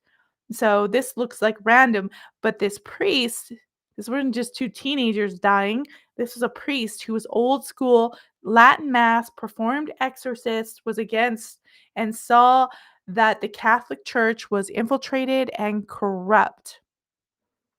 Okay. And suddenly he is now they say that there was just the throat wound and the bruising on the knuckles. There's other priests who say that they were not being honest, that there was actually some kind of carvings on his chest. That is not official. I can not officially say that, but it's been talked about. These could be rumors, but we're going to go into this other thing that talks about money missing, and it's a quick little clip here, and it talks about a little more darker element to what was happening in St. Michael's on that day. We went through that church, there was literally garbage bags of cash and checks that were never taken to the bank or cashed. Father Kunz was, yes, known to be, I think, generous with his money. He did not necessarily keep a good watch over some of it. There was money missing from the sacristy right before his murder, which was a big deal, a bag of checks and cash. Father Kunz was actively asking people about it. Where were you? What did you see? Where did you last see it? Who touched it? And he made a comment to somebody that he thinks he knows who took it. Is that the person? Okay, so he's making a comment. There was some stuff with money. Who took the money? So is this real, or is this sort of to dissuade us? Some people say they knew who did it, that they knew very well who did it. It says a drifter was ruled out. Dane, which is in Wisconsin, is too far off the beaten track, and the mode of killing evidence deep personal animosity. Burglary and robbery were also ruled out, but that clip says that there was money missing. So they say no. The police say no. They're saying money is missing. We got some conflict there.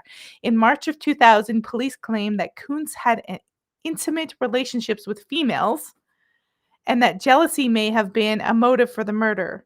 So I don't know if I buy that. I don't know if I buy that. They've never said any females, or they've never shown any evidence to this. The Reverend Lawrence Bray was recovering from a quadruple bypass surgery and lived with Kunz for 6 months before Kunz's death. Bray saw nothing suspect in Kunz's relationship with women. He's saying he did not have relationships with women. That is not true.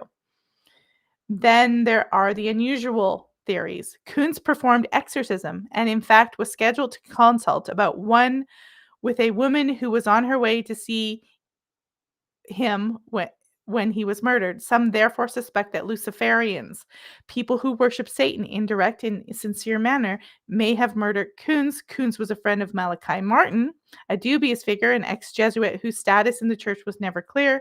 Martin wrote novels about satanic conspiracy in the Catholic Church, even at the highest levels, and saw the hands of a Luciferian in the death. It says Fiore said that he discovered sexual abuse at his first assignment. Oh, that's wrong. That is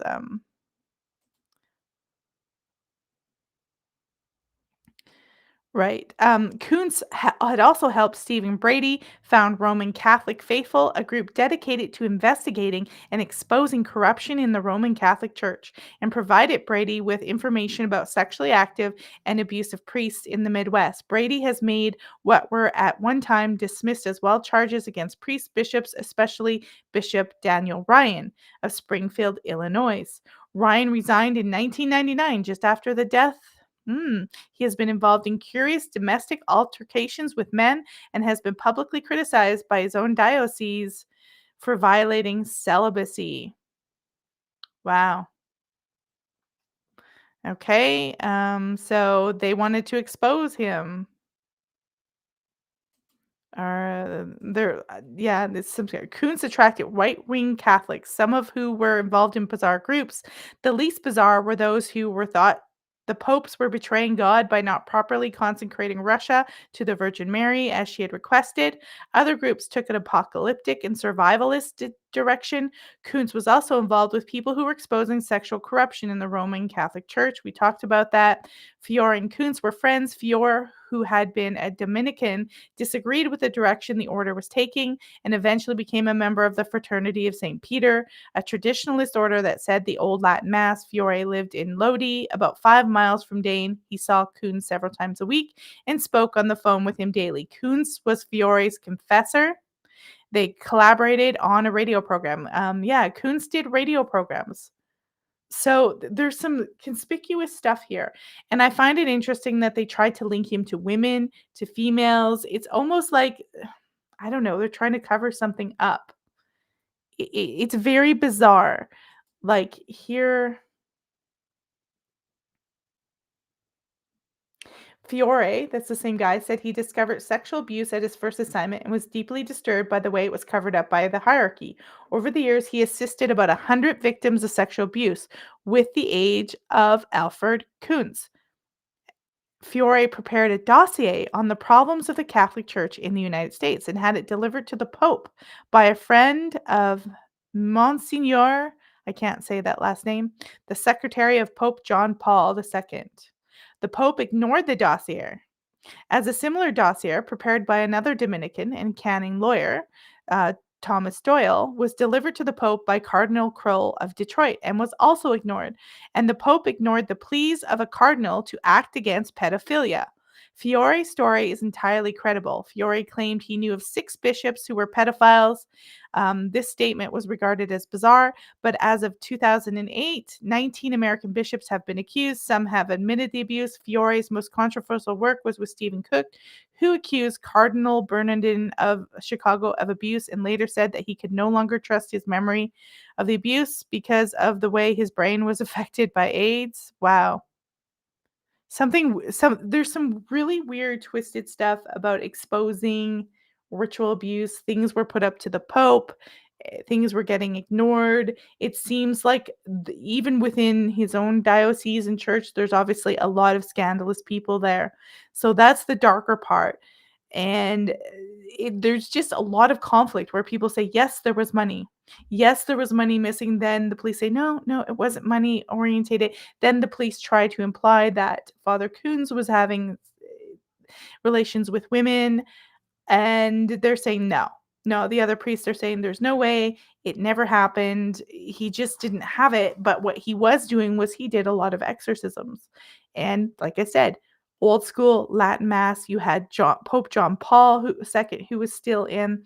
He was one of the popes who were basically slowly transforming the Catholic Church into a modern free-for-all, just merge it in with this sort of New World Order. Now, I don't expect any of these police to understand anything that's going on now in the world where we see this blatantly happening, where everything is trying to be merged into this Noahide system.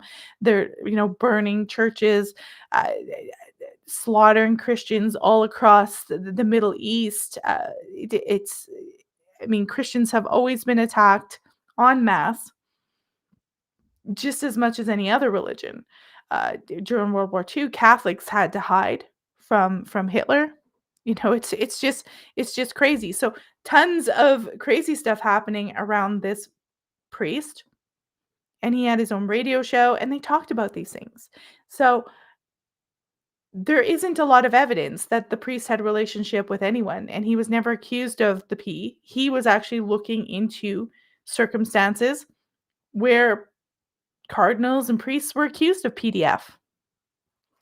It's just really bizarre. And of course they in that article they call Malachi Martin, suspicious. A lot of people think he was a spy for the Vatican.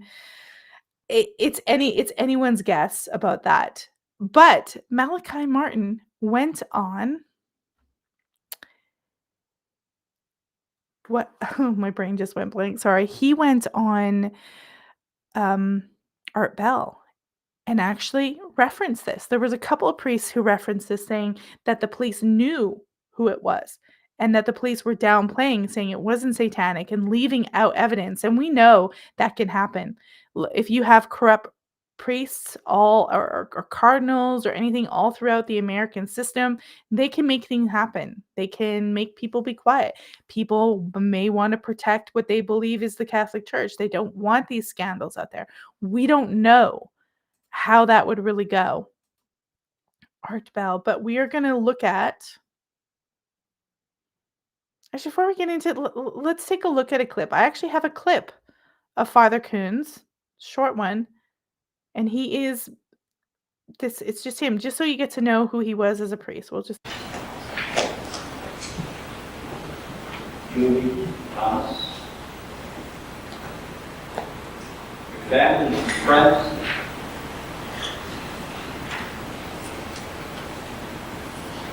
It is very difficult in today's society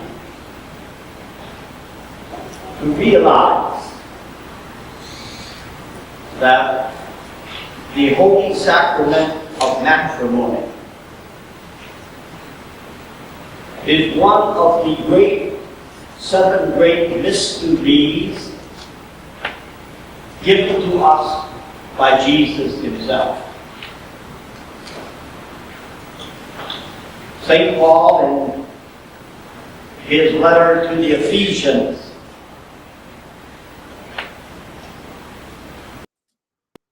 okay, so I don't know about you, but I'm thinking the priest that got brutally murdered probably was causing some disruptions. I mean, that's where I'm going to go. I'm speculating a little bit on this. I think it's less likely that he was involved with women. And I mean, really, it doesn't make sense to say that he was involved with women. Do you think a woman could have showed up, taken out a priest who was a former boxer, fought with him, and won and slit his throat with a knife? Makes zero sense at all. And the DNA that they have now shows it's likely a man who did it. So this idea that a woman who's angry and, doesn't add up. That doesn't add up. It just doesn't make any sense at all. So let's listen to what Malachi Martin had to say about this particular murder, because he actually outlines it clearly as a satanic attack, a ritual. Better than the news, I want to tackle right away, Father, a couple of breaking kind of news stories. One, I started getting messages that an exorcist, one that you may know, was very brutally murdered in America. What do you know about that, Father? Yes, the one man we're both thinking of, his name was Alfred Kunz, and he was a parish priest in Dane, which is a parish in Ohio, in Milwaukee, in Wisconsin. Wisconsin, all right. In Wisconsin, and he was found at 7 o'clock in the morning with his throat cut from ear to ear. His throat cut? Yeah, from ear to ear, in his own blood, face down into it, and with obviously various acts of desecration of his body, which are normally associated with Satanist-inflicted death. Father Kunz, of course, and by the way, he was a very popular parish priest with his people. He had done exorcisms, but very, very private. Most of us don't talk about them because they usually involve confessional material, and Father Kunz was a very good priest and never spoke about confessional material. Had he been in communication with you?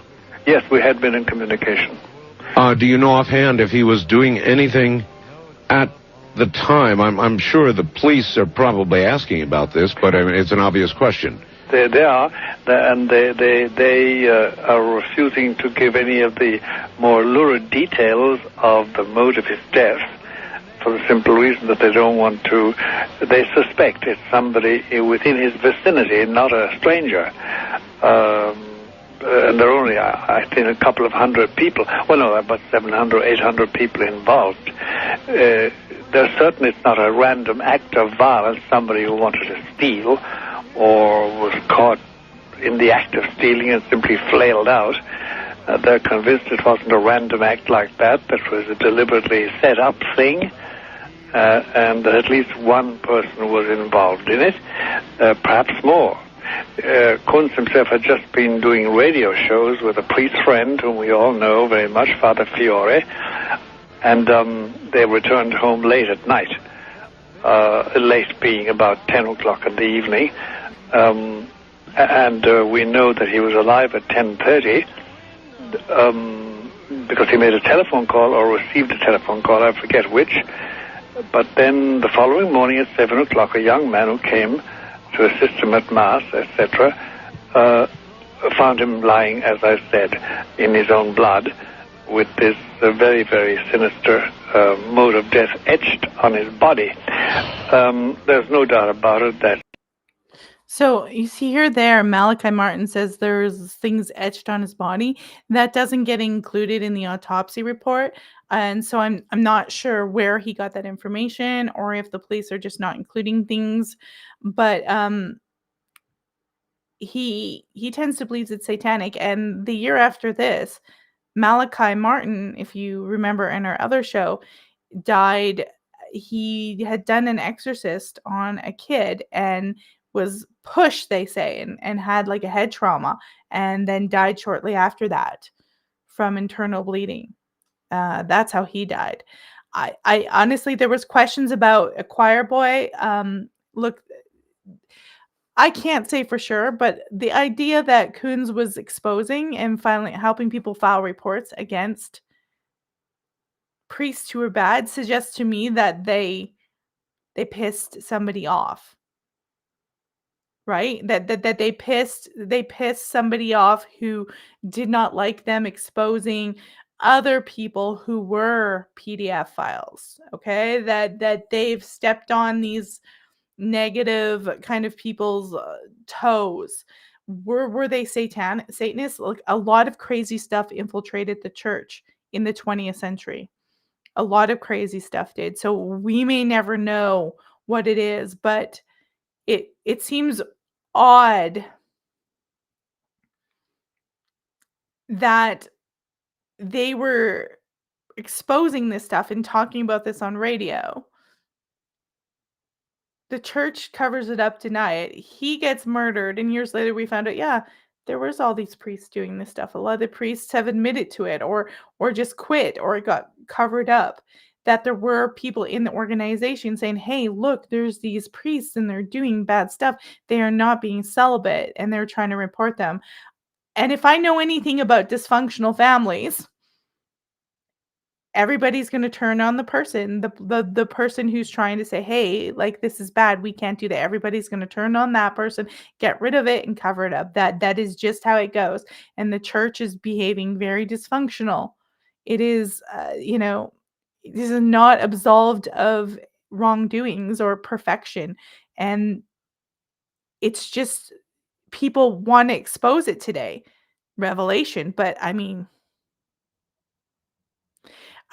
okay, so it says it feels like they might have labeled it Satanism to reduce the damage of the religion. Well, they didn't. Malachi Martin's really the only one who said that. Everybody else didn't label it Satanism. The police didn't. And he says this, one of the reasons the police, and they don't want copycat killers. They don't want people going out because they don't know who it is. So the church actually doesn't label it Satanism. They label it as a homicide. Malachi Martin is the only one who says this, and I don't know if there were these markings on this man's body or not. Clearly there was a fight. There was, and they were saying he was a generous person. He was generous with donations. Everybody liked him. He was, well respected. They don't think it was someone from out of the area because Dane was a secluded area. They think it's somebody he knew. So it could not be a satanic murder. It could be a murder of money and greed, that they were trying to get money, but the police say, no, that's not it. So the fact that they've never found it, and they were kind of discontinuing the investigation, I think by 2000, they weren't really investigating it, is weird. There's something being covered up in Dane and within the church. I don't think the church at this point, because they're modernizing, I don't think the church would have said satanic. Malachi Martin, who was a traditionalist, he's the only one who's really saying that.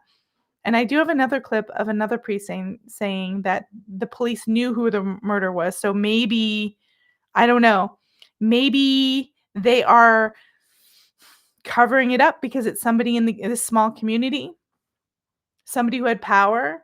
Maybe it's some MK Ultra crazy person. It is related. Okay, so she says not just the church wants people religious. To be honest, the people who do most charity craft are the most. That's okay. So that's a general statement that you can't apply that to everything, because I know there's people who hide behind things and are very, narcissistic and try to look like they're doing good, but they're not. Usually they're not really doing good. They're pretending they are, and other people are doing it for them. That's the key. Not everybody who does good. We can't just say, oh, that person who's doing good, they must be bad. They're the most dangerous people. That's not, that's not true across the range.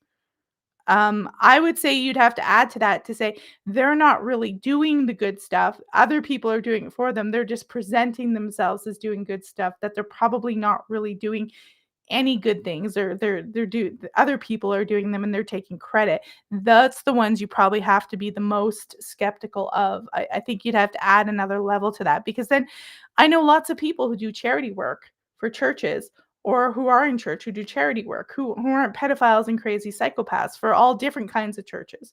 And then there's the ones who hide behind it, but usually they're getting other people to do the goodness. They're out being sketchy. Whether it's related to his very confidential activity as a priest in regards to covens of warlocks in neighboring areas, we may never know. We may never know. We may never know because, number one, the police have a habit in this country that whenever there's, and it's a good habit on the whole, whenever there is any real Satanist activity of a shocking kind, they don't publish the details that indicate the Satanist connection. They just they publish the bare details of a murder. Why do you think that, Father? Well, it's also, you're asking me why I think it's a good idea in general, because it doesn't evoke the copycat syndrome. Mm-hmm. These things do, because about 200 years ago, they stopped doing exorcisms in public precisely because it evoked the copycat syndrome in people, imitators. Well, you have told me many times, since you have done so many exorcisms, that there is real, very serious, very real danger. Is it not possible? It's got to be possible that that in his work, in some way, in the middle of some exorcism, or as part of an ongoing one, or who knows? I have no doubt about the answer to your question. I can foresee and interpret is no doubt about it. The death was not random. It was not an act of personal vengeance. Somebody who got annoyed at him for some particular thing. So he doesn't think someone got annoyed at him for vengeance. He's coming at it from the satanic bent. And like I said, charity is part of, giving back to the community. It's part of, and there are people who can hide behind charity, but usually they're not really doing the charity. Like you see those people who start up foundations or nonprofits and just as money laundering, and then they come out, they're like Erica Kirk, and they're like, look at me, I'm an that's all act. They're not really doing the charity. They're using as money laundering. Not sure that that's what's going on with Father Dane. Apparently he was gracious with money. He liked to help people. There was no evidence that showed him with women. Nothing like that. There was conjectures. It just looks like, because it's taken so long to find out who murdered this man, that there's some kind of cover up within the whole community and system, and the police may be involved with other church members that did not like this traditionalist at all. And I'm speculating. Obviously, I can't say that for sure. This is a cold case. We may never know. But I would like to know how Malachi Martin knew that he had markings on his body, because the official autopsy doesn't show that he had satanic etches or marking. Although it's interesting because apparently he was slain and found laying by the statue of the Archangel Michael. That's kind of interesting. I don't know if that resembles something, because Satanists probably wouldn't like the Archangel Michael, because the Archangel Michael kind of kicked Lucifer's ass, and you know the story. You know the story. But I'm going to show you another clip of another priest at the time who was talking about this in sermon, and he implies that they knew who the killer was, and they didn't, and there was a cover up. He actually implies this quite passionately. Check it out. To never say a contentious word, to never talk about controverted issues, never talk about abortion, never talk about liturgical abuses, never talk about the homosexual question, never bring these things up. In a manner of speaking, my life would be a lot easier because nobody would be attacking me. I wouldn't be getting death threats. I started to tell you about that poor priest that I knew in Milwaukee. He was a very fine priest. He on his radio program, gave the church's position on homosexuality, and he didn't do it in a mean way. He wasn't a mean-spirited man. He said what I say: you must love all of our brothers and sisters. They found him one morning, murdered and cut up in pieces. And the homicide detective who investigated, he was 70-some years old, Father Al Kunz. And the detective knew who did it. And it was some people who had heard those radio programs and didn't like it. And they were a radical element, not the normal kind of folks that he was talking to. But that's what happened to him. It would have been a lot easier for poor Father Al in his retirement, in his old age, to not be involved with that, to not bring that upon himself. But he was faithful to the gospel. And if you're faithful to the gospel, sooner or later, you're going to be crucified. Okay, so he's saying that clearly there were people who were listening to his radio show who were enraged by him and wanted him gone because he was a traditionalist. Now, you can disagree. You can disagree with Father Kunz on all that, because he wasn't, in traditional Catholicism, it's a marriage between a man and a woman. It's traditional. Our first and primemost reason is to have children. That's why we get married. Love is the kind of secondary thing, although I think they should both come hand in hand, right? Like, you got to have love in your marriage to be able to have children, but it's our first, it's very traditional, and you can agree with him, but to murder him, that's a whole other element. And so we've got the money element. We've got him exposing corruption in the Catholic Church, PDF file stuff in the Catholic Church. Him and this other person are writing up reports. There may even been working with people who were corrupt and who were secret PDF files that they didn't know about. Then you have this element of people listening to his radio show, that he was causing a problem, and some people just didn't like it. And he blatantly claims that he thinks the police knew who it was. DAJC says the priests and the Pope have their own investigators too. They would get pictures of the autopsy. Yeah, they probably would. They would know. But if they're trying to cover stuff up, they're just going to be like, yeah, we don't know who it is. It's just some crazy murderer. We just can't find him. When Todd Wood came on, And we talked about the nun who was murdered, and it looked like a satanic ritual. That was in the 1980s. And so this is 18 years later. And there was a lot of ability of the Catholic Church to cover things up. And it was a priest who attacked the nun in that situation. They had a lot more power, but over 18 years with Pope John Paul II, that power was waning. And so you see that this death gets covered up as well. Possibly. It's either they don't know who it is and they're really naive, but I can't imagine it not being someone from the community and around the area that was peeved off. I also always, question, like, what level is CIA or agencies, what level are they infiltrating the church?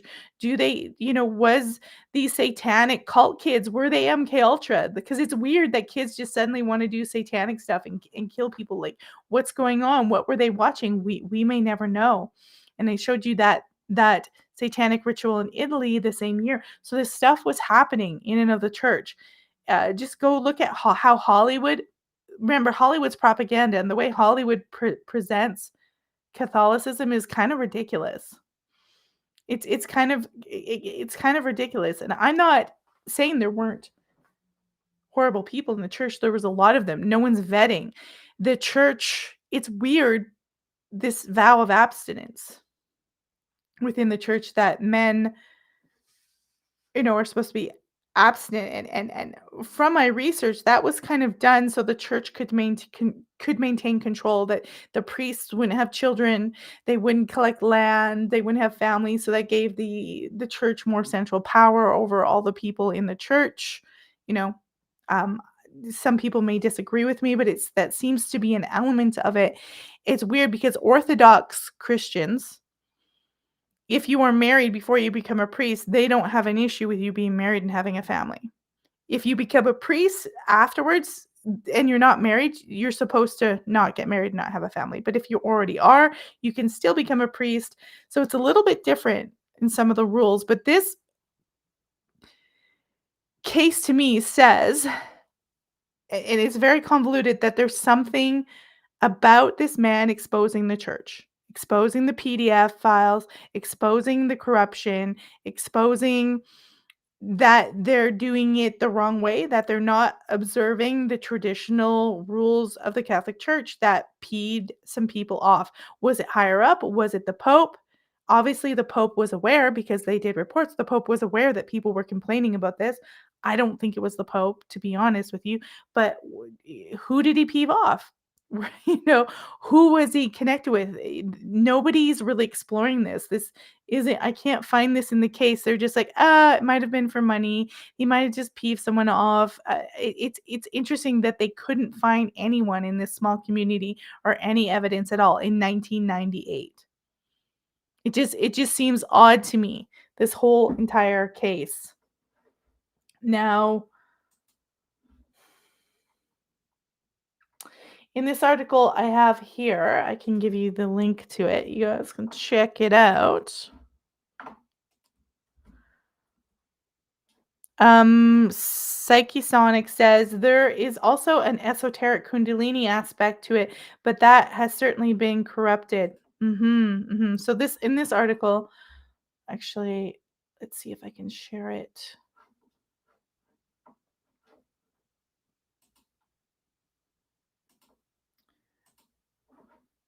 Share screen.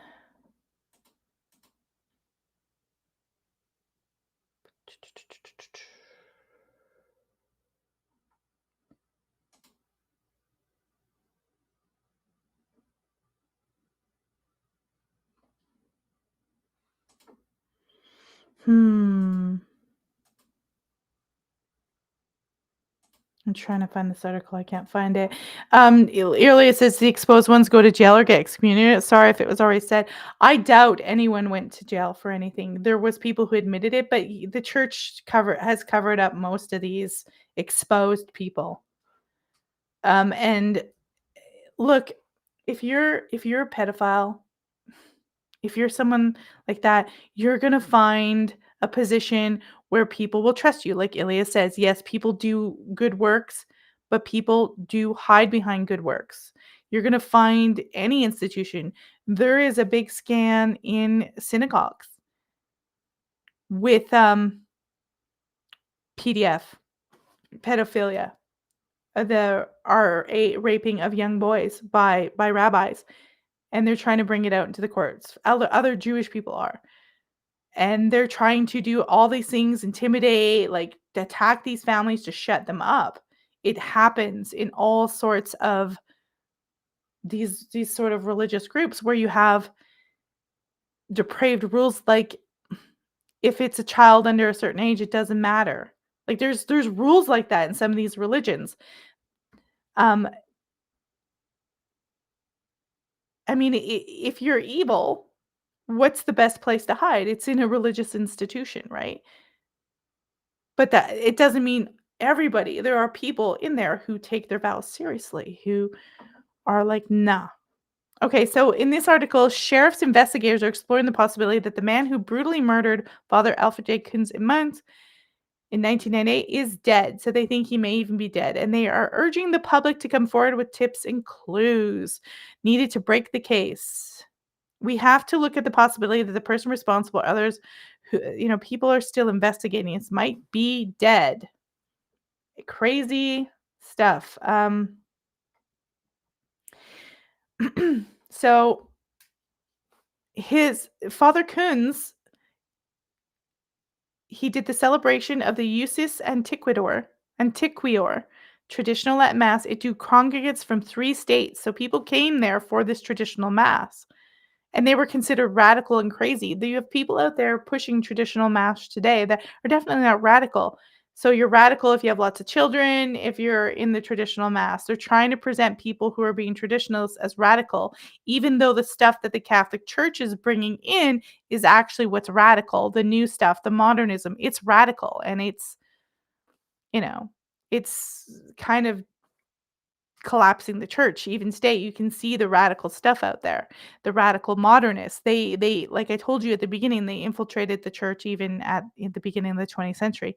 So even though he also celebrated the Novus Ordo Mass, some locals left for other churches. Kunz had a soft pastoral touch and generous heart. He fixed up old cars, provided them to his cash-strapped teachers. He took no salary. His sister sent him boxes of socks when his became worn.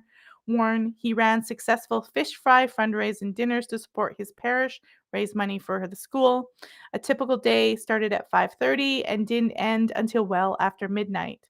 In between, he was a whirlwind of activity at church, school, at diocesan offices in Madison, at hospitals. His sudden violent death left a trail of tears that still flows 20 years later. Here's the thing, there was no forced entry signs. So no one broke in. That's why they don't believe it was a robbery. The killer gained access without leaving any evidence behind. They said the killer had possibly a key or was even known by Father Kunz and let in. Police said the attack was sudden and unexpected, and we know that his throat was cut. Police believe the killer was a man who was familiar with the parish and the father. While an FBI profile suggested the killer might have had an argument or an altercation with Kunz in the 72 hours before the murder.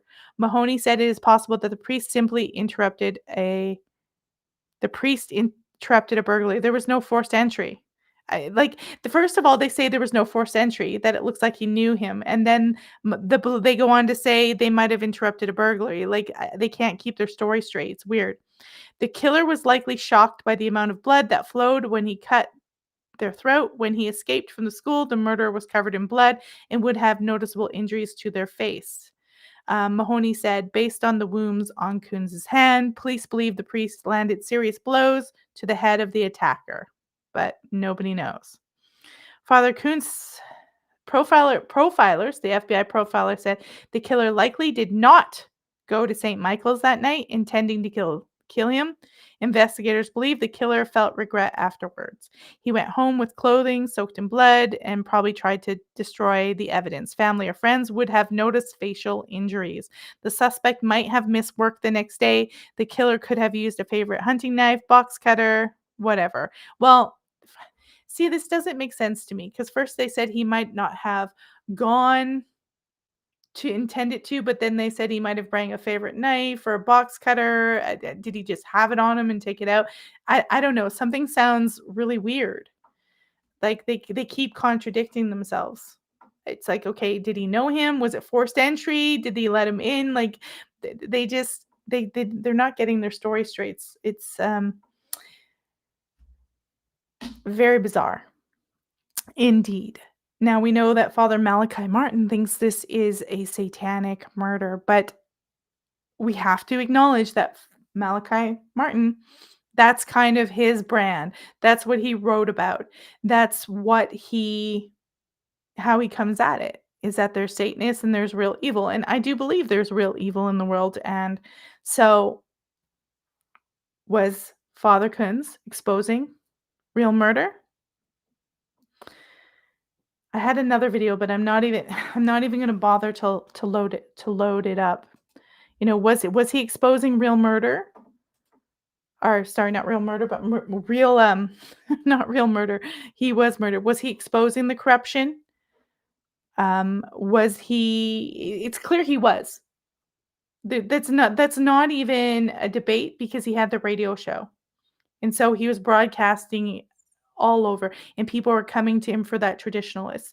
He would have been educated in the traditional Latin Mass. There's going to be a lot of people still in the 90s that got raised on traditional Latin Mass and didn't like where the church was going, and that's going to be seeking him out. So who did he anger? It seems muddled, like they can't get a narrative. They can't. You think with all that blood, with everything, that they would be able to isolate something.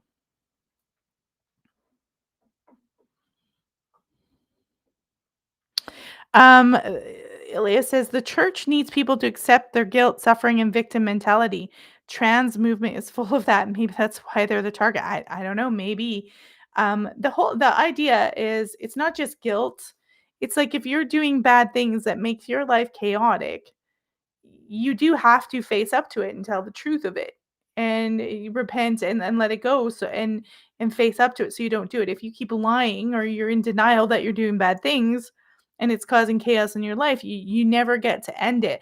I'm not Catholic. I'm not a practicing Catholic, so I've never gone to mass and I've never confessed my sins to a priest or anything like that. But it only takes a small handful of bad priests, and then everything looks bad. It's like police. Like most police are risking their life. You get a few shitty ass psycho police in there, you've got a corrupt police force, because a couple of bad police affects everyone. They infiltrate everything, and they affect the whole entire police station, or whatever. That it doesn't take many psychopaths. You get one Donald Trump, and he fucks everybody up. He has like 50 million people worshiping him. It doesn't take a lot. You got bicycles going missing all over town. It's not like 300 bicycle thieves. It's probably just a couple stealing all of them. It's usually just a small handful of sociopaths that are doing it. It doesn't take many to make the mass of people look bad, to make the organization look, yeah, oh, the guilt, Jesus dying for you. Yeah, he dies for our sins. It's kind of like a reset. So you get to heaven. So it's like resetting the Garden of Eden. I don't know. So someone gonna need a reset. Someone gonna be needing a reset real soon, because things are getting crazy. And it's we're in a really weird world today where everything's novel. Tradition doesn't really matter. They want to keep you on to the next thing and move into this weird artificial landscape that we were talking about with the data centers and the Project Stargate and the surveillance. It's a fake form of God, because in the typical idea of God is, yeah, he maybe he sees what you does, but he's not standing there like, oh, I can show you how to have sex, right? Like, he's not spying on you. It's this sort of like, okay, it's sublime. It's not this person standing there harshly. That's a mankind thing. That's a mankind surveys like that. Humans do that, right? It's this really weird idea, and we've got these tech bros. They're trying to be God, and they're doing it in the creepiest of ways. Yeah, and the ones who don't go along with the psycho agenda get fired or eliminated. Look at Trump. Just go work in a corporation. Go work in a corporation. Go work in, like, I don't know, Home Depot or any. If you see people doing bad things and you report it to HR, you think they're going to cover it up. They're going to protect the company first and foremost. It's like literally. Yeah, well, I think humans, Lyria, I was raised Catholic. They guilt tripped from a young age. It's like the thing is they never explain it. They just say, "Don't do bad things or you're gonna go to hell." They don't say, "Well, we want to do good things because we don't wanna lead ourselves not to hell, but to a chaotic life." Like, no one's, like, explaining this in a healthy way of why if we do something bad or steal or hurt somebody else, we need to come out with it so we don't do it again. Not because 'cause we're going to be, like, burned in hell for all eternity. I think Christianity, in its basis, at least Jesus knew we were gonna sin, and he knows that's part of this world, right? Like, he gets that, but it's just interesting that we still have this contention with the Catholic Church and where it's going in all this modern stuff as opposed to traditional,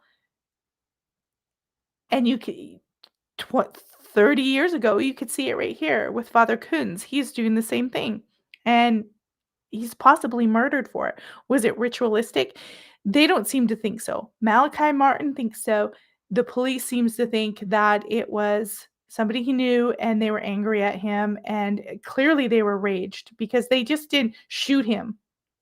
That's the thing about this crime. They didn't show up and shoot him with a gun and take off like, "I'll get that guy."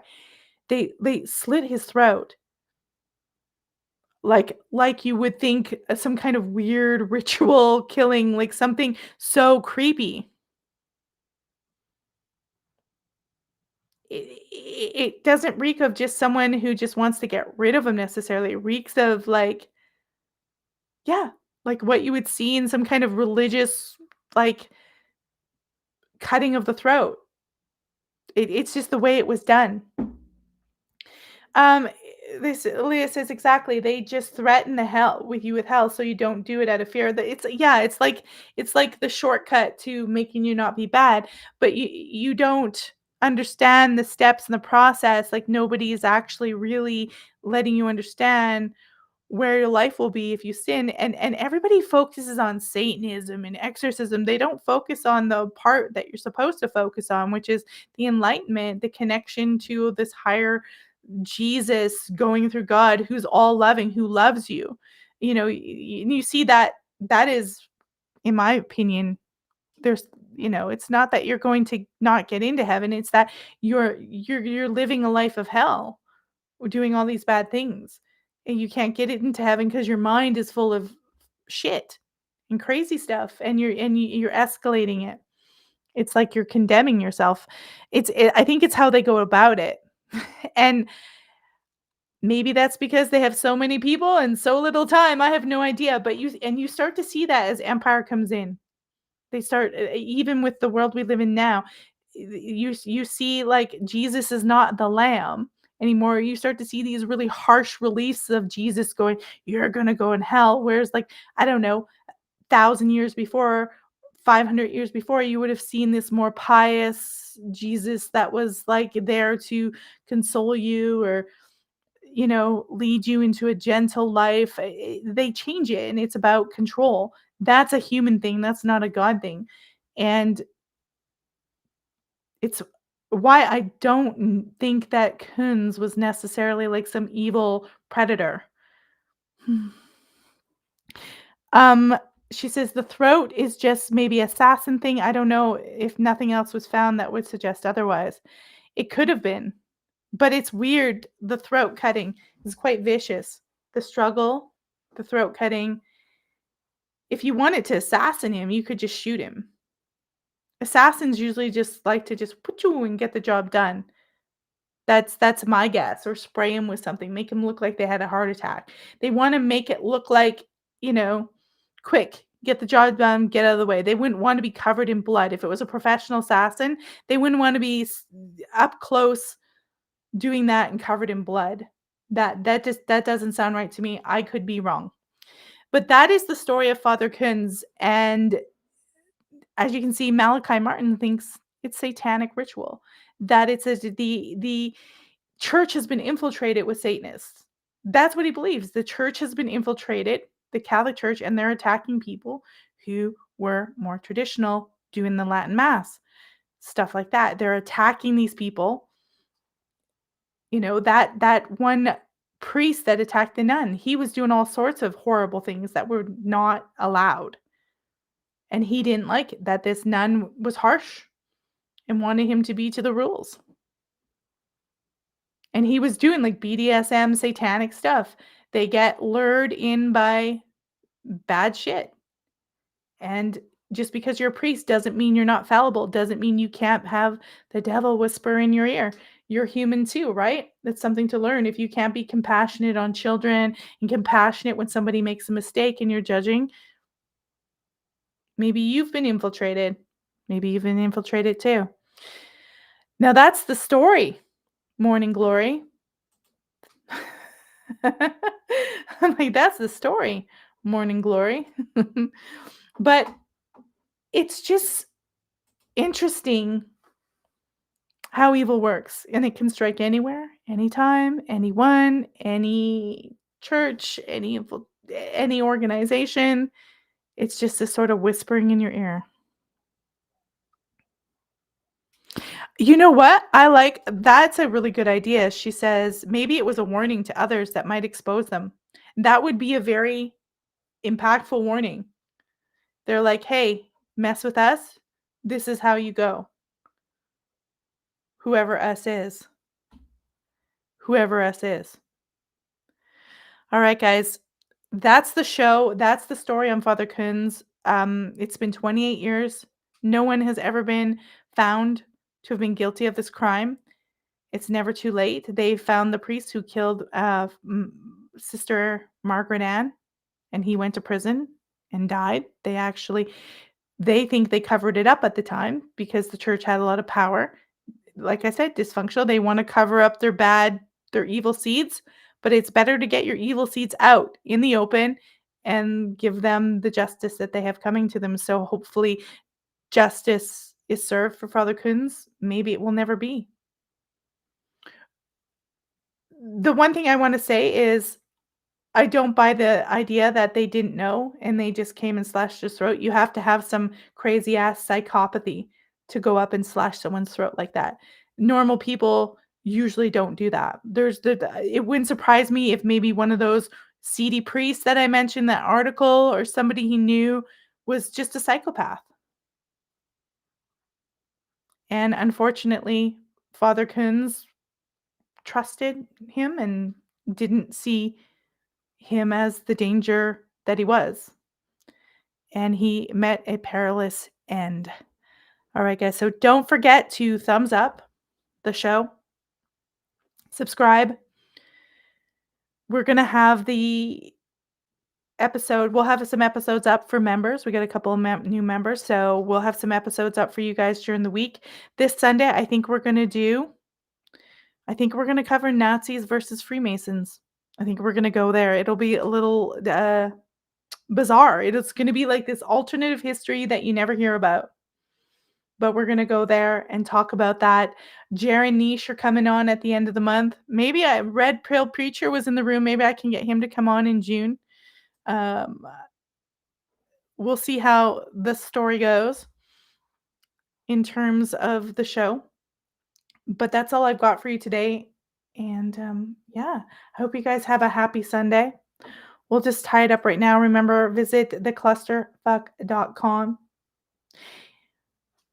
for all links to subscribe. I've got our book list on there.